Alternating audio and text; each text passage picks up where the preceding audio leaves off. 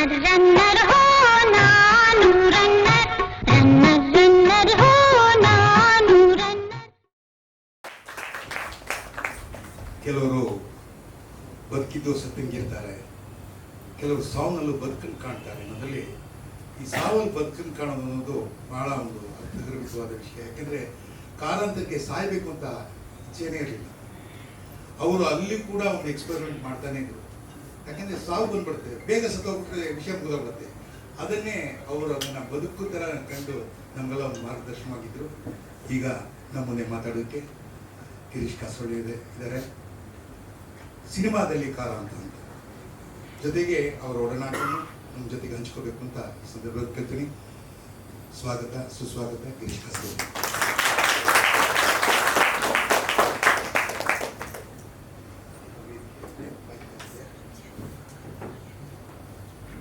Over to Kasaravalli.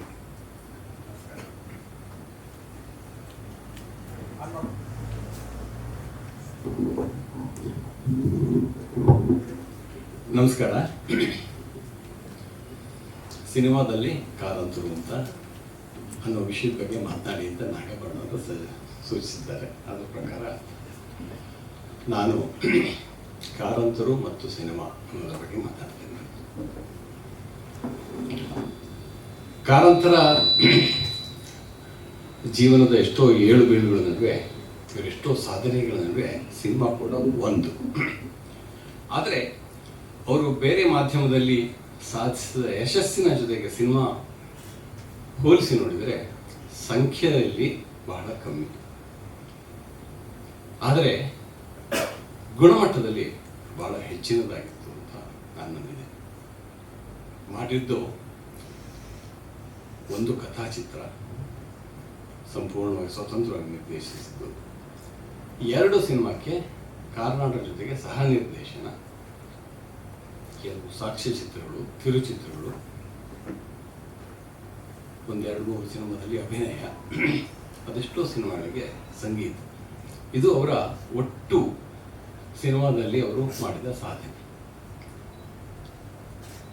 ನನ್ನ ಭಾಗ್ಯ ಏನು ಅಂತಂದರೆ, ಅವರು ಮಾಡಿದ ಬಹಳ ಮುಖ್ಯವಾದ ಒಂದು ಸಿನಿಮಾದಲ್ಲಿ ಅವರ ಜೊತೆಗೆ ಕೆಲಸ ಮಾಡುವ ಒಂದು ಅವಕಾಶ ಸಿಕ್ಕಿತ್ತು. ಹಾಗಾಗಿ ನನ್ನ ಮಾತು ಹೆಚ್ಚು ಆ ಸಿನಿಮಾ ಕುರಿತಂತೆ ಮತ್ತು ಕಾರಂತರಿಗಿದ್ದ ಸಿನಿಮಾ ಕಲ್ಪನೆಗಳೇನೇನು ಅನ್ನೋದ್ರ ಬಗ್ಗೆ ಮಾತನಾಡ್ತಾ ಹೋಗ್ತೇನೆ. ನನಗೆ ಕಾರಂತರು ಅವರನ್ನ ವ್ಯಕ್ತಿಶ ಭೇಟಿಯಾಗಿ ಬಹಳ ತಡವಾಗಿ, ಯಾಕೆಂತ ಮುಂಚೆ ಕಾರಂತರ ಬಗ್ಗೆ ಬಹಳ ವಿಷಯ ತಿಳಿದಿದ್ದೆ. ಯಾಕೆಂತಂದರೆ ಕಾರಂತರನ್ನ ಒಂದು ರೀತಿಯಲ್ಲಿ ಕರ್ನಾಟಕಕ್ಕೆ ಕರ್ಕೊಂಡ್ಬಂದು ಅವರ ನಿಜವಾದ ಪ್ರತಿಭೆ ಏನು ಅಂತ ಪರಿಚಯ ಮಾಡಿಸ್ಕೊಟ್ಟಿದ್ದು ಕೆ ವಿ ಸುಬ್ಬಣ್ಣವರು. ಶ್ರೀರಂಗರು ಅವ್ರನ್ನ ಕರೆದಿದ್ದು ಇಲ್ಲಿಗೆ, ಆದರೆ ಅವರಿಗೆ ಒಂದು ವೇದಿಕೆಯನ್ನು ಒದಗಿಸ್ಕೊಟ್ಟಿದ್ದು ಕೆ ವಿ ಸುಬ್ಬಣ್ಣವರು. ಅಲ್ಲಿ ಮಾಡಿದ ಮೊದಲ ದೊಡ್ಡ ಪ್ರಯತ್ನ ಪಂಜರಶಾಲೆ. ಅದನ್ನು ನೋಡೋದಕ್ಕೆ ನಮ್ಮ ಅಣ್ಣ ಹೋಗಿದ್ದರು. ಹೋಗಿ ಬಂದವರು ಕಾರಂತರ ಬಗ್ಗೆ, ಆ ನಾಟಕದ ಬಗ್ಗೆ ಹೇಳಿದ್ದು ನನಗೆ ಎಷ್ಟು ಹೇಳಿದ್ರು ಅಂತಂದರೆ, ಆನಂತರ ನಾನು ಮಣಿಪಾಲದಲ್ಲಿ ಫಾರ್ಮಸಿ ಓದ್ತಾ ಇದ್ದಾಗ ಕಾರಂತರು ಉಡುಪಿಗೆ ಬಂದರು ನಾಟಕ ಆಡಿಸೋದಕ್ಕೆ. ಖುಷಿ ಹರದಾಸ ಬಿಟ್ರ NGM ಕಾಲೇಜಿನಲ್ಲಿ ಕಾರಂತರು ನೋಡಲೇಬೇಕು ಅಂತ ಹೋಗಿದ್ದು. ಆಗ ನಾನು ಕಾರಂತರು ನೋಡಿದ್ರು ಮೊದಲ ಬಾರಿಗೆ ಭೇಟಿ ಆಗ್ತಿದ್ದೆ. ಆದರೂ ಕೂಡ ಇವರು ಬಹಳ, ಇವರ ಪೂರ್ವಾಪರಗಳೆಲ್ಲ ಗೊತ್ತು, ಇವರು ತುಂಬ ಪರಿಚಿತರು ಅನ್ನೋಷ್ಟು ಮಟ್ಟಿಗೆ ಸ್ನೇಹದಿಂದ ಅವ್ರ ಜೊತೆಗೆ ಮಾತನಾಡ್ತಾರೆ. ಅಲ್ಲಿ ನೋಡಿದ ನಾನು ಕಾರಂತರ ಮೊದಲ ನಾಟಕವೇ ಏವಂ ಇಂದ್ರಜಿತ್. ಅದು ಸಿನಿಮಾಕ್ಕೆ ಸಂಬಂಧಪಟ್ಟಿದ್ದಲ್ಲದೆ ಇದ್ರೂ ಕೂಡ ಕಾರಂತರ ಒಂದು ಹೊಸತನ ಹೇಗೆ ಆಗಿನ ಕಾಲದಲ್ಲಿ ಜನರನ್ನ ಭ್ರಮೆ ಹುಟ್ಟಿಸಿತ್ತು, ಇದು ದಿಗ್ಭ್ರಮೆ ಹುಟ್ಟಿಸಿತ್ತು ಅನ್ನೋದು ಕೂಡ ಹೇಳೋದಕ್ಕೆ ಇಷ್ಟಪಡ್ತೇನೆ. ನೀವೆಲ್ಲ ತುಂಬ ಜನ ಏವಂ ಇಂದ್ರಜಿತ್ ನೋಡಿದ್ದೀರಾ. ಆ ನಾಟಕದಲ್ಲಿ ಕಾರಂತರು ಒಂದು ಪಾತ್ರ ಮಾಡ್ತಾಯಿದ್ರು, ಶಿವನ್ ಒಂದು ಪಾತ್ರ ಮಾಡ್ತಾಯಿದ್ರು, ಮತ್ತೇನು ಬಹುಶಃ ಶಿವರಾಮಯ್ಯ ಇನ್ನೊಬ್ರು ಯಾರು ಇರಬೇಕು ಅಂತ ಕಾಣುತ್ತೆ, ನನಗಷ್ಟು ಈಗ ನೆನಪಿಲ್ಲ. ಆ ನಾಟಕದ ಆರಂಭದಲ್ಲೇ ಕಾರಂತರು ವೇದಿಕೆ ಮೇಲೆ ಬಂದು ಮಾತಾಡ್ತಾ ಹೋಗ್ತಾರೆ. ಏನೇನೋ ಮಾತುಗಳಾಗುತ್ತೆ. ಅಷ್ಟೊತ್ತಿಗೆ ರಂಗ ಮಧ್ಯದಿಂದ, ಇದು ಸಭಾಂಗಣದ ಮಧ್ಯದಿಂದ ಒಬ್ಬರು ಇದು ನಿಂತ್ಕೊಂಡು ರೀ ಸಾಕ್ರೆ ಮಾತಾಡಿದ್ದು, ನಾಟಕ ಶುರು ಮಾಡ್ರಿ. ಸೊ ಕಾರಂತರ ಒಟ್ಟಿಗೆ ಮಾತಾಡೋಕೆ ಶುರು ಮಾಡ್ತಾರೆ. ಸೊ ಅಲ್ಲಿ ಜಗಳ ಶುರುವಾಗುತ್ತೆ. ಉಡುಪಿಯ ಜನತೆಗೆ ಈ ಥರ ನಾಟಕ ನೋಡಿ ಗೊತ್ತಿಲ್ಲ. ಅವ್ರು ಏನು ಮಾಡಿದ್ರು ಅಂತಂದರೆ ಅದು ನಾಟಕ ಆಗದೇದಾಗ ಮಾಡಿಬಿಟ್ರು. ಯಾಕಂತಂದ್ರೆ ಅವ್ರನ್ನ ಕೂಡಿಸ್ಬಿಟ್ರು. ಶಿವಾನಂದ ಮೇಲ್ ಬರೋಕ್ಕೆ ಬಿಡಲಿಲ್ಲ. ಸೊ ಆಮೇಲೆ ಕಾರಂತರು ನಾಟಕ ನಿಲ್ಲಿಸಿ, ಇಲ್ಲ ಅವ್ರು ನಟರು, ಅವ್ರನ್ನ ಕಳಿಸಿದ ಮೇಲೆ ಇಲ್ಲ ನಾಟಕ ಮುಂದುವರಿಯಿಲ್ಲ ಅಂತ ಹೇಳಿದ ಮೇಲೆ, ಓ ಇದು ಹಾಗಾದ್ರೆ ಬೇರೆ ಥರದ ನಾಟಕ ಅಂತ ಅದನ್ನ ಮೇಲೆ ಕಳಿಸಿದ್ರು. ಆ ಥರದ ಒಂದು ಸಂದರ್ಭದಲ್ಲಿ ನಾನು ಕಾರಂತರು ನೋಡಿದ್ದು. ಕಾರಂತರು ಅವರು ಹಾಸ್ಯ ಮಾಡುವಾಗಲೂ ಒಂದೇ ದಾಟಿಯಲ್ಲಿ ಮಾತಾಡ್ತಾ ಇದ್ರು. ಅವರು ಗಂಭೀರವಾಗಿ ಮಾತಾಡೋರು ಒಂದೇ ದಾಟದಲ್ಲಿ ಮಾತಾಡ್ತಾ ಇದ್ರು. ಅವರು ಮಾತುಗಳಲ್ಲಿ ಏಕತಾನತೆ, ಒಂದು ರೀತಿಯಲ್ಲಿ ಏರಿಳಿತಗಳು ಸಾಮಾನ್ಯವಾಗಿ ಇರ್ತಿರ್ಲಿಲ್ಲ. ರಂಗಭೂಮಿಯಲ್ಲಿ ಬೇರೆ ಥರ ಇರ್ತಿತ್ತೇನೋ, ಆದರೆ ಮಾತನಾಡೋ ಕ್ರಮದಲ್ಲಿ ಹಾಗಿರಲಿಲ್ಲ. ಅಂಥ ಕಾರಂತರನ್ನ ನಾನು ನೋಡಿದಾಗಲೇ ದಂತಕಥೆ ಆಗಿ ಹೋಗ್ಬಿಟ್ಟಿದ್ರು. ಅಷ್ಟರೊಳಗೆ ಅವರು ಒಂದು ಸಿನಿಮಾ ಕೂಡ ಮಾಡಿದ್ರು, ಅದು ವಂಶವೃಕ್ಷ. ಕರ್ನಾಟಕ ಜೊತೆಗೆ ಸೇರಿಕೊಂಡು ಆ ಸಿನಿಮಾವನ್ನು ಕೂಡ ಮಾಡಿದರು. ಸುಬ್ಬಣ್ಣವರು ಅದರ ಬಗ್ಗೆ ಬಹಳ ಒಳ್ಳೆಯ ಮಾತುಗಳನ್ನು ಆಡಿದ್ದರು.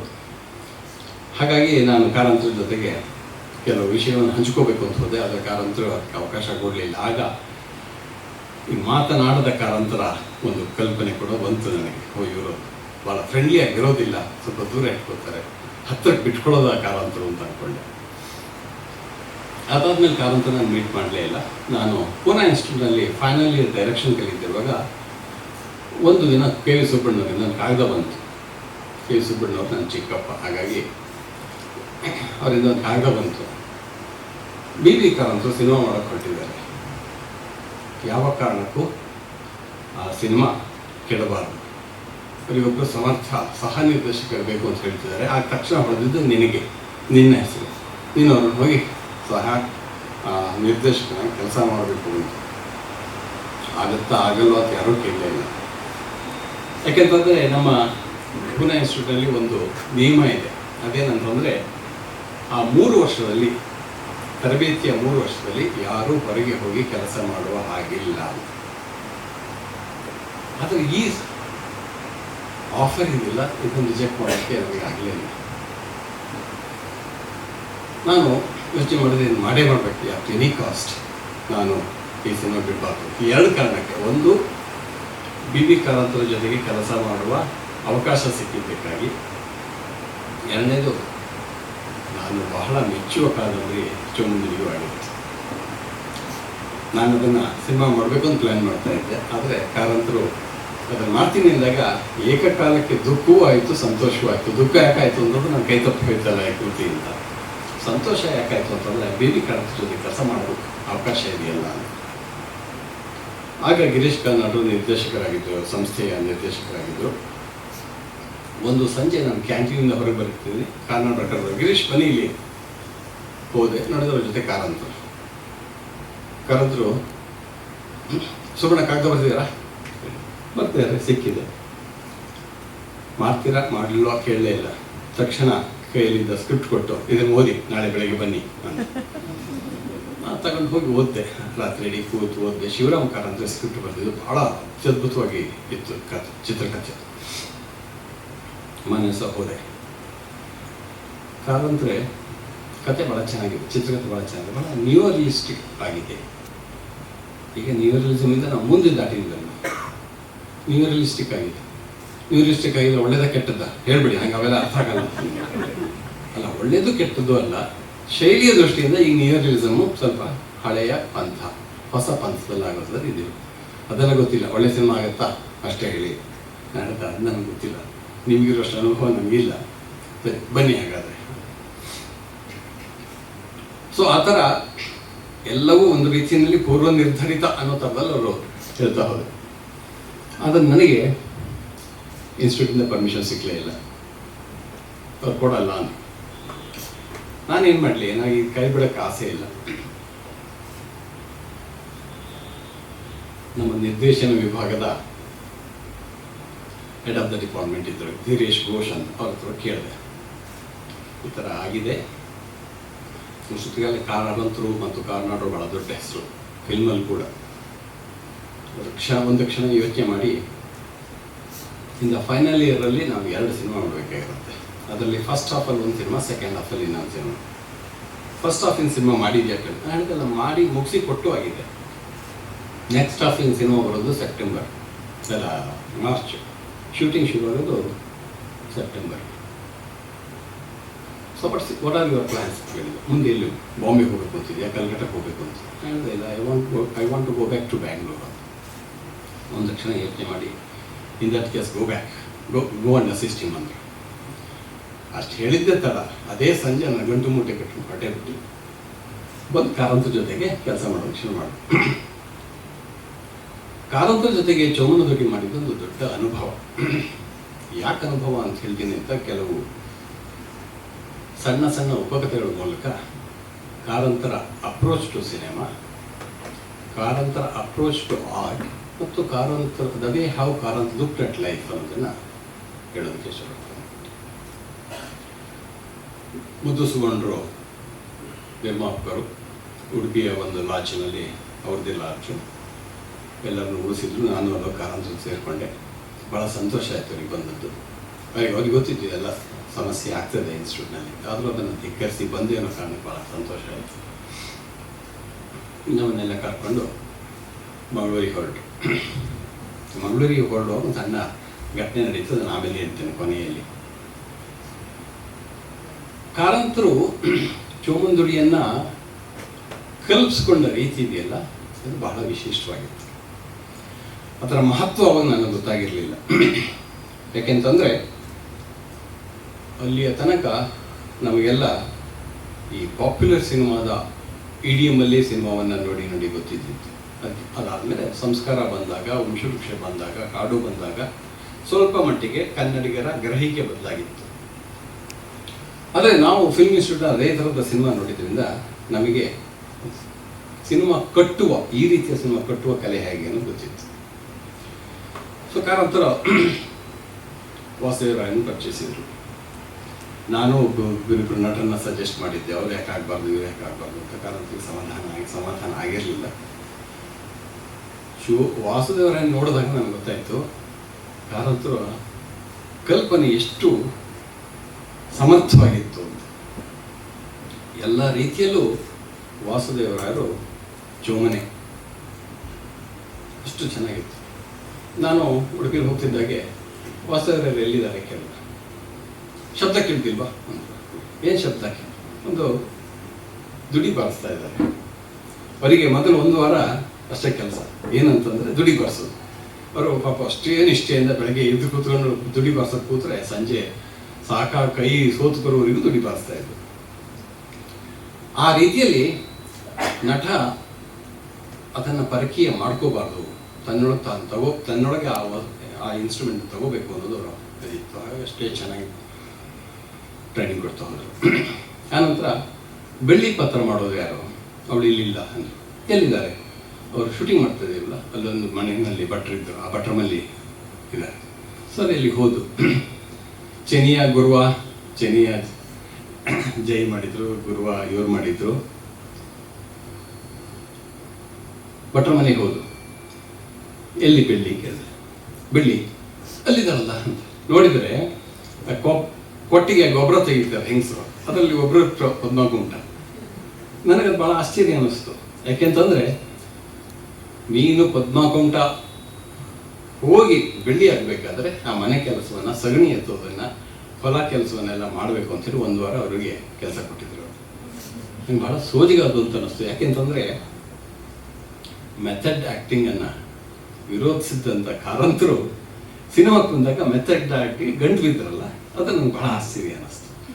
ಆ ತರಹದಲ್ಲಿ ಸಿನಿಮಾದ ಬಗ್ಗೆ ಅವರಿಗೆ ಒಂದು ತರಹದ ಕಲ್ಪನೆ ಇತ್ತು. ಅದು ಕಾರಂತರ ಕಲ್ಪನೆ ಇತ್ತು. ಯಾಕೆಂತಂದರೆ ನಾಟಕ ರಂಗದಲ್ಲಿ ಏನನ್ನ ಅವರು ಒಪ್ಪುತ್ತಿರ್ಲಿಲ್ವೋ ಅದನ್ನು ಸಿನಿಮಾದಲ್ಲಿ ಒಪ್ಪುತ್ತಾ ಇದ್ರು. ಕಟು ವಾಸ್ತವತೆ, ಎಲ್ಲ ಡೀಟೇಲ್ ಪರ್ಫೆಕ್ಟ್ ಆಗಿರಬೇಕು ಅನ್ನೋದು. ಇವತ್ತು ನಾವು ಮಾತಾಡ್ತೀವಿ ಸಿನಿಮಾದಲ್ಲಿ. ಮೊನ್ನೆ ಯಾರೋ ಒಬ್ಬ ನಿರ್ದೇಶಕ ಹೇಳ್ತಾ ಇದ್ದಾರೆ, ಡೀಟೇಲ್ಸ್ ಆರ್ ಗಾಡ್. ಕಾರಂತರಿಗೆ ಬಹಳ ನಂಬಿಕೆ ಇತ್ತು, ಡೀಟೇಲ್ ಈಸ್ ಗಾಡ್ ಅಂತ. ಡೀಟೇಲ್ಸ್ ಬಗ್ಗೆ ಬಹಳ ಗಮನ ಕೊಡ್ತಾ ಇದ್ರು. ಸಣ್ಣ ಸಣ್ಣ ವಿವರಗಳಿಗೂ ಕೂಡ ಬಹಳ ಗಮನ ಕೊಡ್ತಾ ಇದ್ರು. ಆದರೆ ಕಾರಂತರು ಒಂದು ರೀತಿಯಲ್ಲಿ ಪೂರ್ಣ ಸಿನಿಮಾದ ವ್ಯಕ್ತಿಯೂ ಆಗಿರಲಿಲ್ಲ ಅನ್ನೋದಕ್ಕೂ ಒಂದು ಕಥೆ ಹೇಳ್ತಾರೆ. ರಾಮಚಂದ್ರ ಬನ್ಸಿಕ್ಕವರು 4 ಜನ. ಅವಾಗೆಲ್ಲ ಲಾಡ್ಜಿನ ಕಲ್ಪನೆ ಇರ್ತಿರ್ಲಿಲ್ಲ. ಊಟ ಅಂತಂದ್ರೆ ಮೊಸರನ್ನ, ಹುಳಿಯನ್ನ, ಮಲ್ಗೋದು ಅಂತಂದರೆ ಯಾವುದೋ ಸ್ಕೂಲ್ ವರಾಂಡ. ಸೊ ಅಲ್ಲೊಂದು ಸ್ಕೂಲಲ್ಲಿ ನಮಗೆಲ್ಲ ರೂಮ್ ಇತ್ತು. ನಮ್ಮ 4 ಜನಕ್ಕೆ ಒಂದು ರೂಮ್. ಅದ್ರಲ್ಲಿ ಕಾರಂತರಿಗೆ ಮಂಚ, ಒಂದು ಹಾಸಿಗೆ, ನಮಗೆಲ್ಲ ಬೆಂಚ್ಗಳು. ಸೊ ಬೆಂಚ್ಗಳು ಬೇಕಿದ್ರೆ ನೀವು ಒಂದು ಹಾಸಿಗೆ ಹಾಸ್ಕೊಂಡು ಮಲ್ಕೊಂಡು ಮಲ್ಕೋಬೋದು. ಕಾರಂತರು ಭಾಳ ಬೇಗ ಹೇಳ್ತಿದ್ರು, 5:05 ಎದ್ಬಿಡ್ತಿದ್ರು. ಎದ್ದುಬಿಟ್ಟು ಆ ದಿವಸದ ಶೂಟಿಂಗ್ ಏನು ಅಂಥೇಳಿ ಸೀನ್ ಯಾವುದೊಂದು ಬರೆದು ಏನೇನು ಕ್ರಿಯೆಗಳಿರುತ್ತೆ, ಆ್ಯಕ್ಷನ್ಗಳಂತ ಏನು ಕರಿತೀವಿ, ಅದನ್ನೆಲ್ಲ ಬರೆದಿರೋ. ನಾನು 6 ಗಂಟೆಗೆ ಹೇಳ್ತಾ ಇದ್ದೆ, ಅವರಿಗಿಂತ ಒಂದು ಅರ್ಧ ಗಂಟೆ ಲೇಟಾಗಿ. ಆಮೇಲೆ ಕಾಫಿ ಕುಡಿದು ಹೋದ್ಮೇಲೆ ಕಾಫಿ ಆಯ್ತಾ ಗಿರೀಶ್ ಅಂತ ಕೇಳೋರು. ಆಯಿತು. ನಾನು ಮಾತ್ರ ಮೇಷ್ಟ್ರು ಅಂತ ಕರಿತಿರ್ಲಿಲ್ಲ. ಅದು ಯಾಕೆ ಎಲ್ಲರೂ ಮೇಷ್ಟ್ರು ಅಂತ ಕರಿತಿದ್ದು, ನಾನು ಕಾರಂತರ ಅಂತಲೇ ಹೇಳ್ತಿದ್ದೆ. ನಾನು ರಾಮಚಂದ್ರ ಕಾರಂತ ಅಂತಲೇ ಹೇಳೋದು. ಹಾಂ, ಈಗ ಒಂದು ಕೆಲಸ ಅಂಥೇಳಿ ಅವರು ಸಣ್ಣ ನೋಟ್ಬುಕ್ಕಲ್ಲಿ ಏನೇನು ಸೀನ್ನಲ್ಲಿ ಏನೇನು ಘಟನೆ ನಡೆಯುತ್ತೆ ಅನ್ನೋದು ಪಾಯಿಂಟ್ ಬೈ ಪಾಯಿಂಟ್ ಬರ್ಕೊಡೋರು. ಇದು ತಗೊಳ್ಳಿ, ಶಾರ್ಟ್ ಬ್ರೇಕ್ ಮಾಡೋದು ನಿಮ್ಮ ಕೆಲಸ ಅಂಥೇಳಿ ಅವರು ಆ ಕಡೆ ಹೋಗ್ಬಿಟ್ಟು ಪೆಟ್ಟಿಗೆ ಇಟ್ಕೊಂಡು ಕೂತ್ಕೊಳ್ತಿದ್ರು. ನಾನು ಈ ಕಡೆ ಶಾರ್ಟ್ ಬ್ರೇಕ್ಗಳನ್ನು ಒದ್ದಾಡ್ತಾ ಇದ್ದರೆ ಅವರು ಪೆಟ್ಟಿಗೆ ಇಟ್ಕೊಂಡು ಗೋವಿಂದ ಅಂತ ಶುರು ಮಾಡ್ತಿದ್ದೆ. ನನಗೊಂದು ಇದಕ್ಕೆ 2 ರೀತಿ ಸಿಟ್ಟು. ಒಂದು ಕಾರಂತರ ಹೇಳ್ತೀವಿ, ಕಾರಂತರೆ ಒಂದು ಸಿನಿಮಾದ ನಿಜವಾದ ಗಟ್ಟಿತನ ಇರೋದು ಅದರ ಮಿಸೋನ್ ಸೀನ್ನಲ್ಲಿ. ಮಿಸೋನ್ ಸೀನಿಗೆ ಒಂದು ಡಿಸೈನ್ ಬೇಕಾಗುತ್ತೆ. ಆ ಡಿಸೈನ್ ಬೇಕಾದರೆ ನನಗೆ ನೀವು 2 ದಿವಸ ಮುಂಚೆ ಆ್ಯಕ್ಷನ್ಸ್ ಕೊಡಬೇಕು. ಆವಾಗ ನಾನು ಒಂದು ಪ್ಲ್ಯಾನ್ ಮಾಡ್ತೇನೆ, ಒಂದು ಸ್ಟ್ರಕ್ಚರ್ ಕೊಡ್ತೇನೆ. ಈ ಕ್ಷಣದಲ್ಲಿ ಕೊಟ್ಟರೆ ನಂಗೆ ಹೊಳೆಯೋದಿಷ್ಟೇ. ಇವನು ಮಾತಾಡೋದು, ಇವನು ಕ್ಲೋಸಪ್ಪು, ಅವ್ನು ಮಾತಾಡ್ತೇವೆ, ಅವ್ನು ಕ್ಲೋಸಪ್. ಅದು ನಾವು ಪಿಂಗ್ ಪಾಂಗ್ ಕಟ್ಟಿಂಗ್ ಅಂತೀವಿ. ಇವನು ಮಾತಾಡೋದು ಇವನು, ಅವ್ನು ಮಾತಾಡೋದು ಅವನು. ಇದು ಹಾಲಿವುಡ್ ಮಾಡಿದ್ದು. ಈ ಹಾಲಿವುಡ್ ಮಾಡೋದು ಮಹಾ ಬೋರು, ಕ್ಲೀಶೆ. ಕ್ಲೀಶೆ ಬೇಡ, ಚೂರು ಮುಂಚೆ ಕೊಡ್ತಿರ್ಲಿಲ್ಲ ಅವರು, ಅವತ್ತೇ ಬೆಳಗ್ಗೆ ಕೊಡೋರು. ಹಾಗಾಗಿ ನನಗೆ ಬಹಳ ದೊಡ್ಡ ಸಾಹಸ ಆಗ್ತಿತ್ತು ಅದನ್ನು ಒಂದು ಮಿಸೋನ್ ಸೀನ್ ಮಾಡೋದು. 2ನೇ ಸಿಟ್ಟು ಏನು ಅಂತಂದರೆ, ಅವರು ಸಿನಿಮಾ ಮಾಡುವಾಗ ಅಲ್ಲೆಲ್ಲ ನಾಟಕದ ಆಡ್ತಾ ಕೂತಿದ್ದಾರಲ್ಲ, ನನಗಂತ ಕಲ್ಪಿಸ್ಕೊಳ್ಳೋಕ್ಕೆ ಸಾಧ್ಯ ಇಲ್ಲ. ನಾನು ಸಿನಿಮಾ ಶೂಟಿಂಗ್ ಮಾಡುವಾಗ ಬೆಳಗಿನಿಂದ ಸಂಜೆವರೆಗೆ ನನಗೆ ಸಿನಿಮಾ ಬಿಟ್ಟು ಬೇರೆ ಏನೂ ಹೊಳೆಯಲ್ಲ. 2+3 ಎಷ್ಟು ಕೇಳಿದರೆ ನಾವು ಅವ್ರು 4 ಅಂದರೆ ಹೌದು ಅದೇ ಕರೆಕ್ಟ್ ಅಂತ ಹೇಳೋದು ನಾನು. 2+3 8 ಅಂದರು ಅದೇ ಕರೆಕ್ಟ್ ಅಂತ ಹೇಳೋದು ನಾನು. ಯಾಕಂದರೆ ತಲೆಗೆ ಹೋಗಲ್ಲ ಆ ಕ್ಷಣದಲ್ಲಿ. ಅಂತ ಕಾರಂತರು ಪಕ್ಕದಲ್ಲಿ ಹಾರ್ಮೋನಿಯಂ ಇಟ್ಕೊಂಡು ಒಂದು ದಿವಸ ಪ್ರಾಕ್ಟೀಸ್ ಮಾಡೋರು. ಅದನ್ನು ನೋಟ್ಸ್ ತೊಗೊಂಡು ಹೋಗೋಕ್ಕೆ ಬೆಂಗಳೂರಿಂದ ಬರೋರು ಎಲ್ಲ ತೊಗೊಂಡು ಹೋಗೋರು. ನನಗೆ ಭಾಳ ಸೋಜಿಗೆ ಅನ್ನಿಸ್ತಾ ಇತ್ತು. ಆದರೆ ಕಾರಂತರು ಇದನ್ನು ಕಂಪಾರ್ಟ್ಮೆಂಟ್ಸ್ ಮಾಡಿ ಇಟ್ಕೊಂಡಿದ್ರು. ಇದು ಮುಗಿದ ತಕ್ಷಣ ಆ ಕಡೆ ಸಿನಿಮಾಕ್ಕೆ ಬರೋರು. ಸಿನಿಮಾಕ್ಕೆ ಬಂದಾಗ ಎಲ್ಲ ಶ್ರದ್ಧೆಯಿಂದ ಮಾಡೋರು. ಬಿಕಾಸ್ ಸುಂದರರಾಜ್ ಹೇಳಿದಾಗೆ ಸಿನಿಮಾದ ಪರಿಭಾಷೆ ಅವರಿಗೆ ಗೊತ್ತಿರಲಿಲ್ಲ. ಆದರೆ ಆ್ಯಕ್ಷನನ್ನು ಹೇಗೆ ರೂಢಿಸ್ಕೋಬೇಕು, ಹೇಗೆ ರೂಪಿಸ್ಬೇಕು ಅಂತೆಲ್ಲ ಗೊತ್ತಾಗ್ತಾ ಇತ್ತು. ಕಾರಂತರ ಜೊತೆಗೆ ಕೆಲಸ ಮಾಡಿದ್ರಿಂದ ನನಗೆ ಅದು ದೊಡ್ಡ ಅನುಭವ ಏನು ಅಂತಂದರೆ, ನಟರಿಂದ ನಟನೆಯನ್ನು ಹೇಗೆ ಹೊರತೆಗಿಬೇಕು ಅಂತ. ಯಾಕಂದ್ರೆ ಅಷ್ಟೂ ಜನ ಹೊಸಬರು, ಸಿನಿಮಾದ ನಟನೆಗೆ ಬೇಕಾದಂಥ ಅನೇಕ ಸಣ್ಣ ಸಣ್ಣ ವಿಷಯಗಳು ಅವ್ರಿಗೆ ಗೊತ್ತಿರ್ತಿರ್ಲಿಲ್ಲ. ಆದರೆ ಅಂಥವ್ರನ್ನ ಇಟ್ಕೊಂಡು ಕಾರಂತರು ಅದನ್ನು ಹೇಗೆ ಬದಲಾಯಿಸ್ಕೋತಾ ಇದ್ರು, ಏನೇನು ಮಾಡ್ತಾಯಿದ್ರು ಅನ್ನೋದು ಭಾಳ ಹತ್ತಿರದಿಂದ ಗಮನಿಸ್ತಾ ಹೋದೆ. ಅದು ಬಹಳ ದೊಡ್ಡ ಉಪಯೋಗ ಬಂತು ನನಗೆ ನನ್ನ ವೃತ್ತಿ ಜೀವನದಲ್ಲಿ. ಅಂಥ ಕಾರಂತರು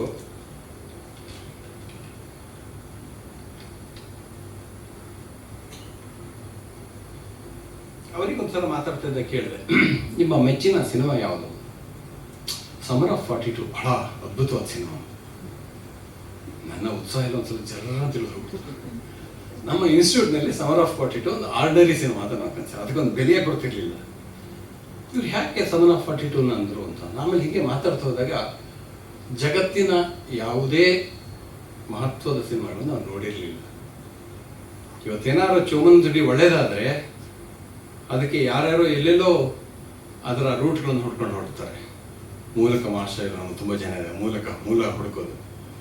ಆದರೆ ನಾನು ಇವತ್ತು ಎದೆ ತಟ್ಟು ಹೇಳಬಲ್ಲೆ, ಆ ಯಾವ ಇನ್ಫ್ಲೂಯೆನ್ಸು ಕಾರಂತರಲ್ಲಿ ಇರಲಿಲ್ಲ. ಯಾಕಂದ್ರೆ ಕಾರಂತರ ಯಾವ ಸಿನಿಮಾ ನೋಡಿರಲಿಲ್ಲ. ಅದು ಏನಿದ್ರು ಕಾರಂತರ ಮನಸ್ಸಿನಲ್ಲೇ ಹುಟ್ಟಿದ ವಿವರಗಳು, ಕಾರಂತರೇ ಸ್ವತಃ ಯೋಚಿಸಿ ಅಲ್ಲಿ ತಂದಂತ. ಕಾರಂತರ ಅದು ಎಷ್ಟು ಹಠ ಇತ್ತು ಅಂತಂದರೆ, ಅವರಿಗೆ ಸ್ವಲ್ಪದ ಅನುಮಾನವೂ ಇತ್ತು ತನಗೆ ಸಿನಿಮಾ ಗೊತ್ತಿಲ್ಲ ಅನ್ನೋದು. ಆದರೆ ಅದನ್ನು ಗೆಲ್ಲಬೇಕು ಅನ್ನೋ ಹಠ ಬಹಳ ಇತ್ತು ಅವರಿಗೆ.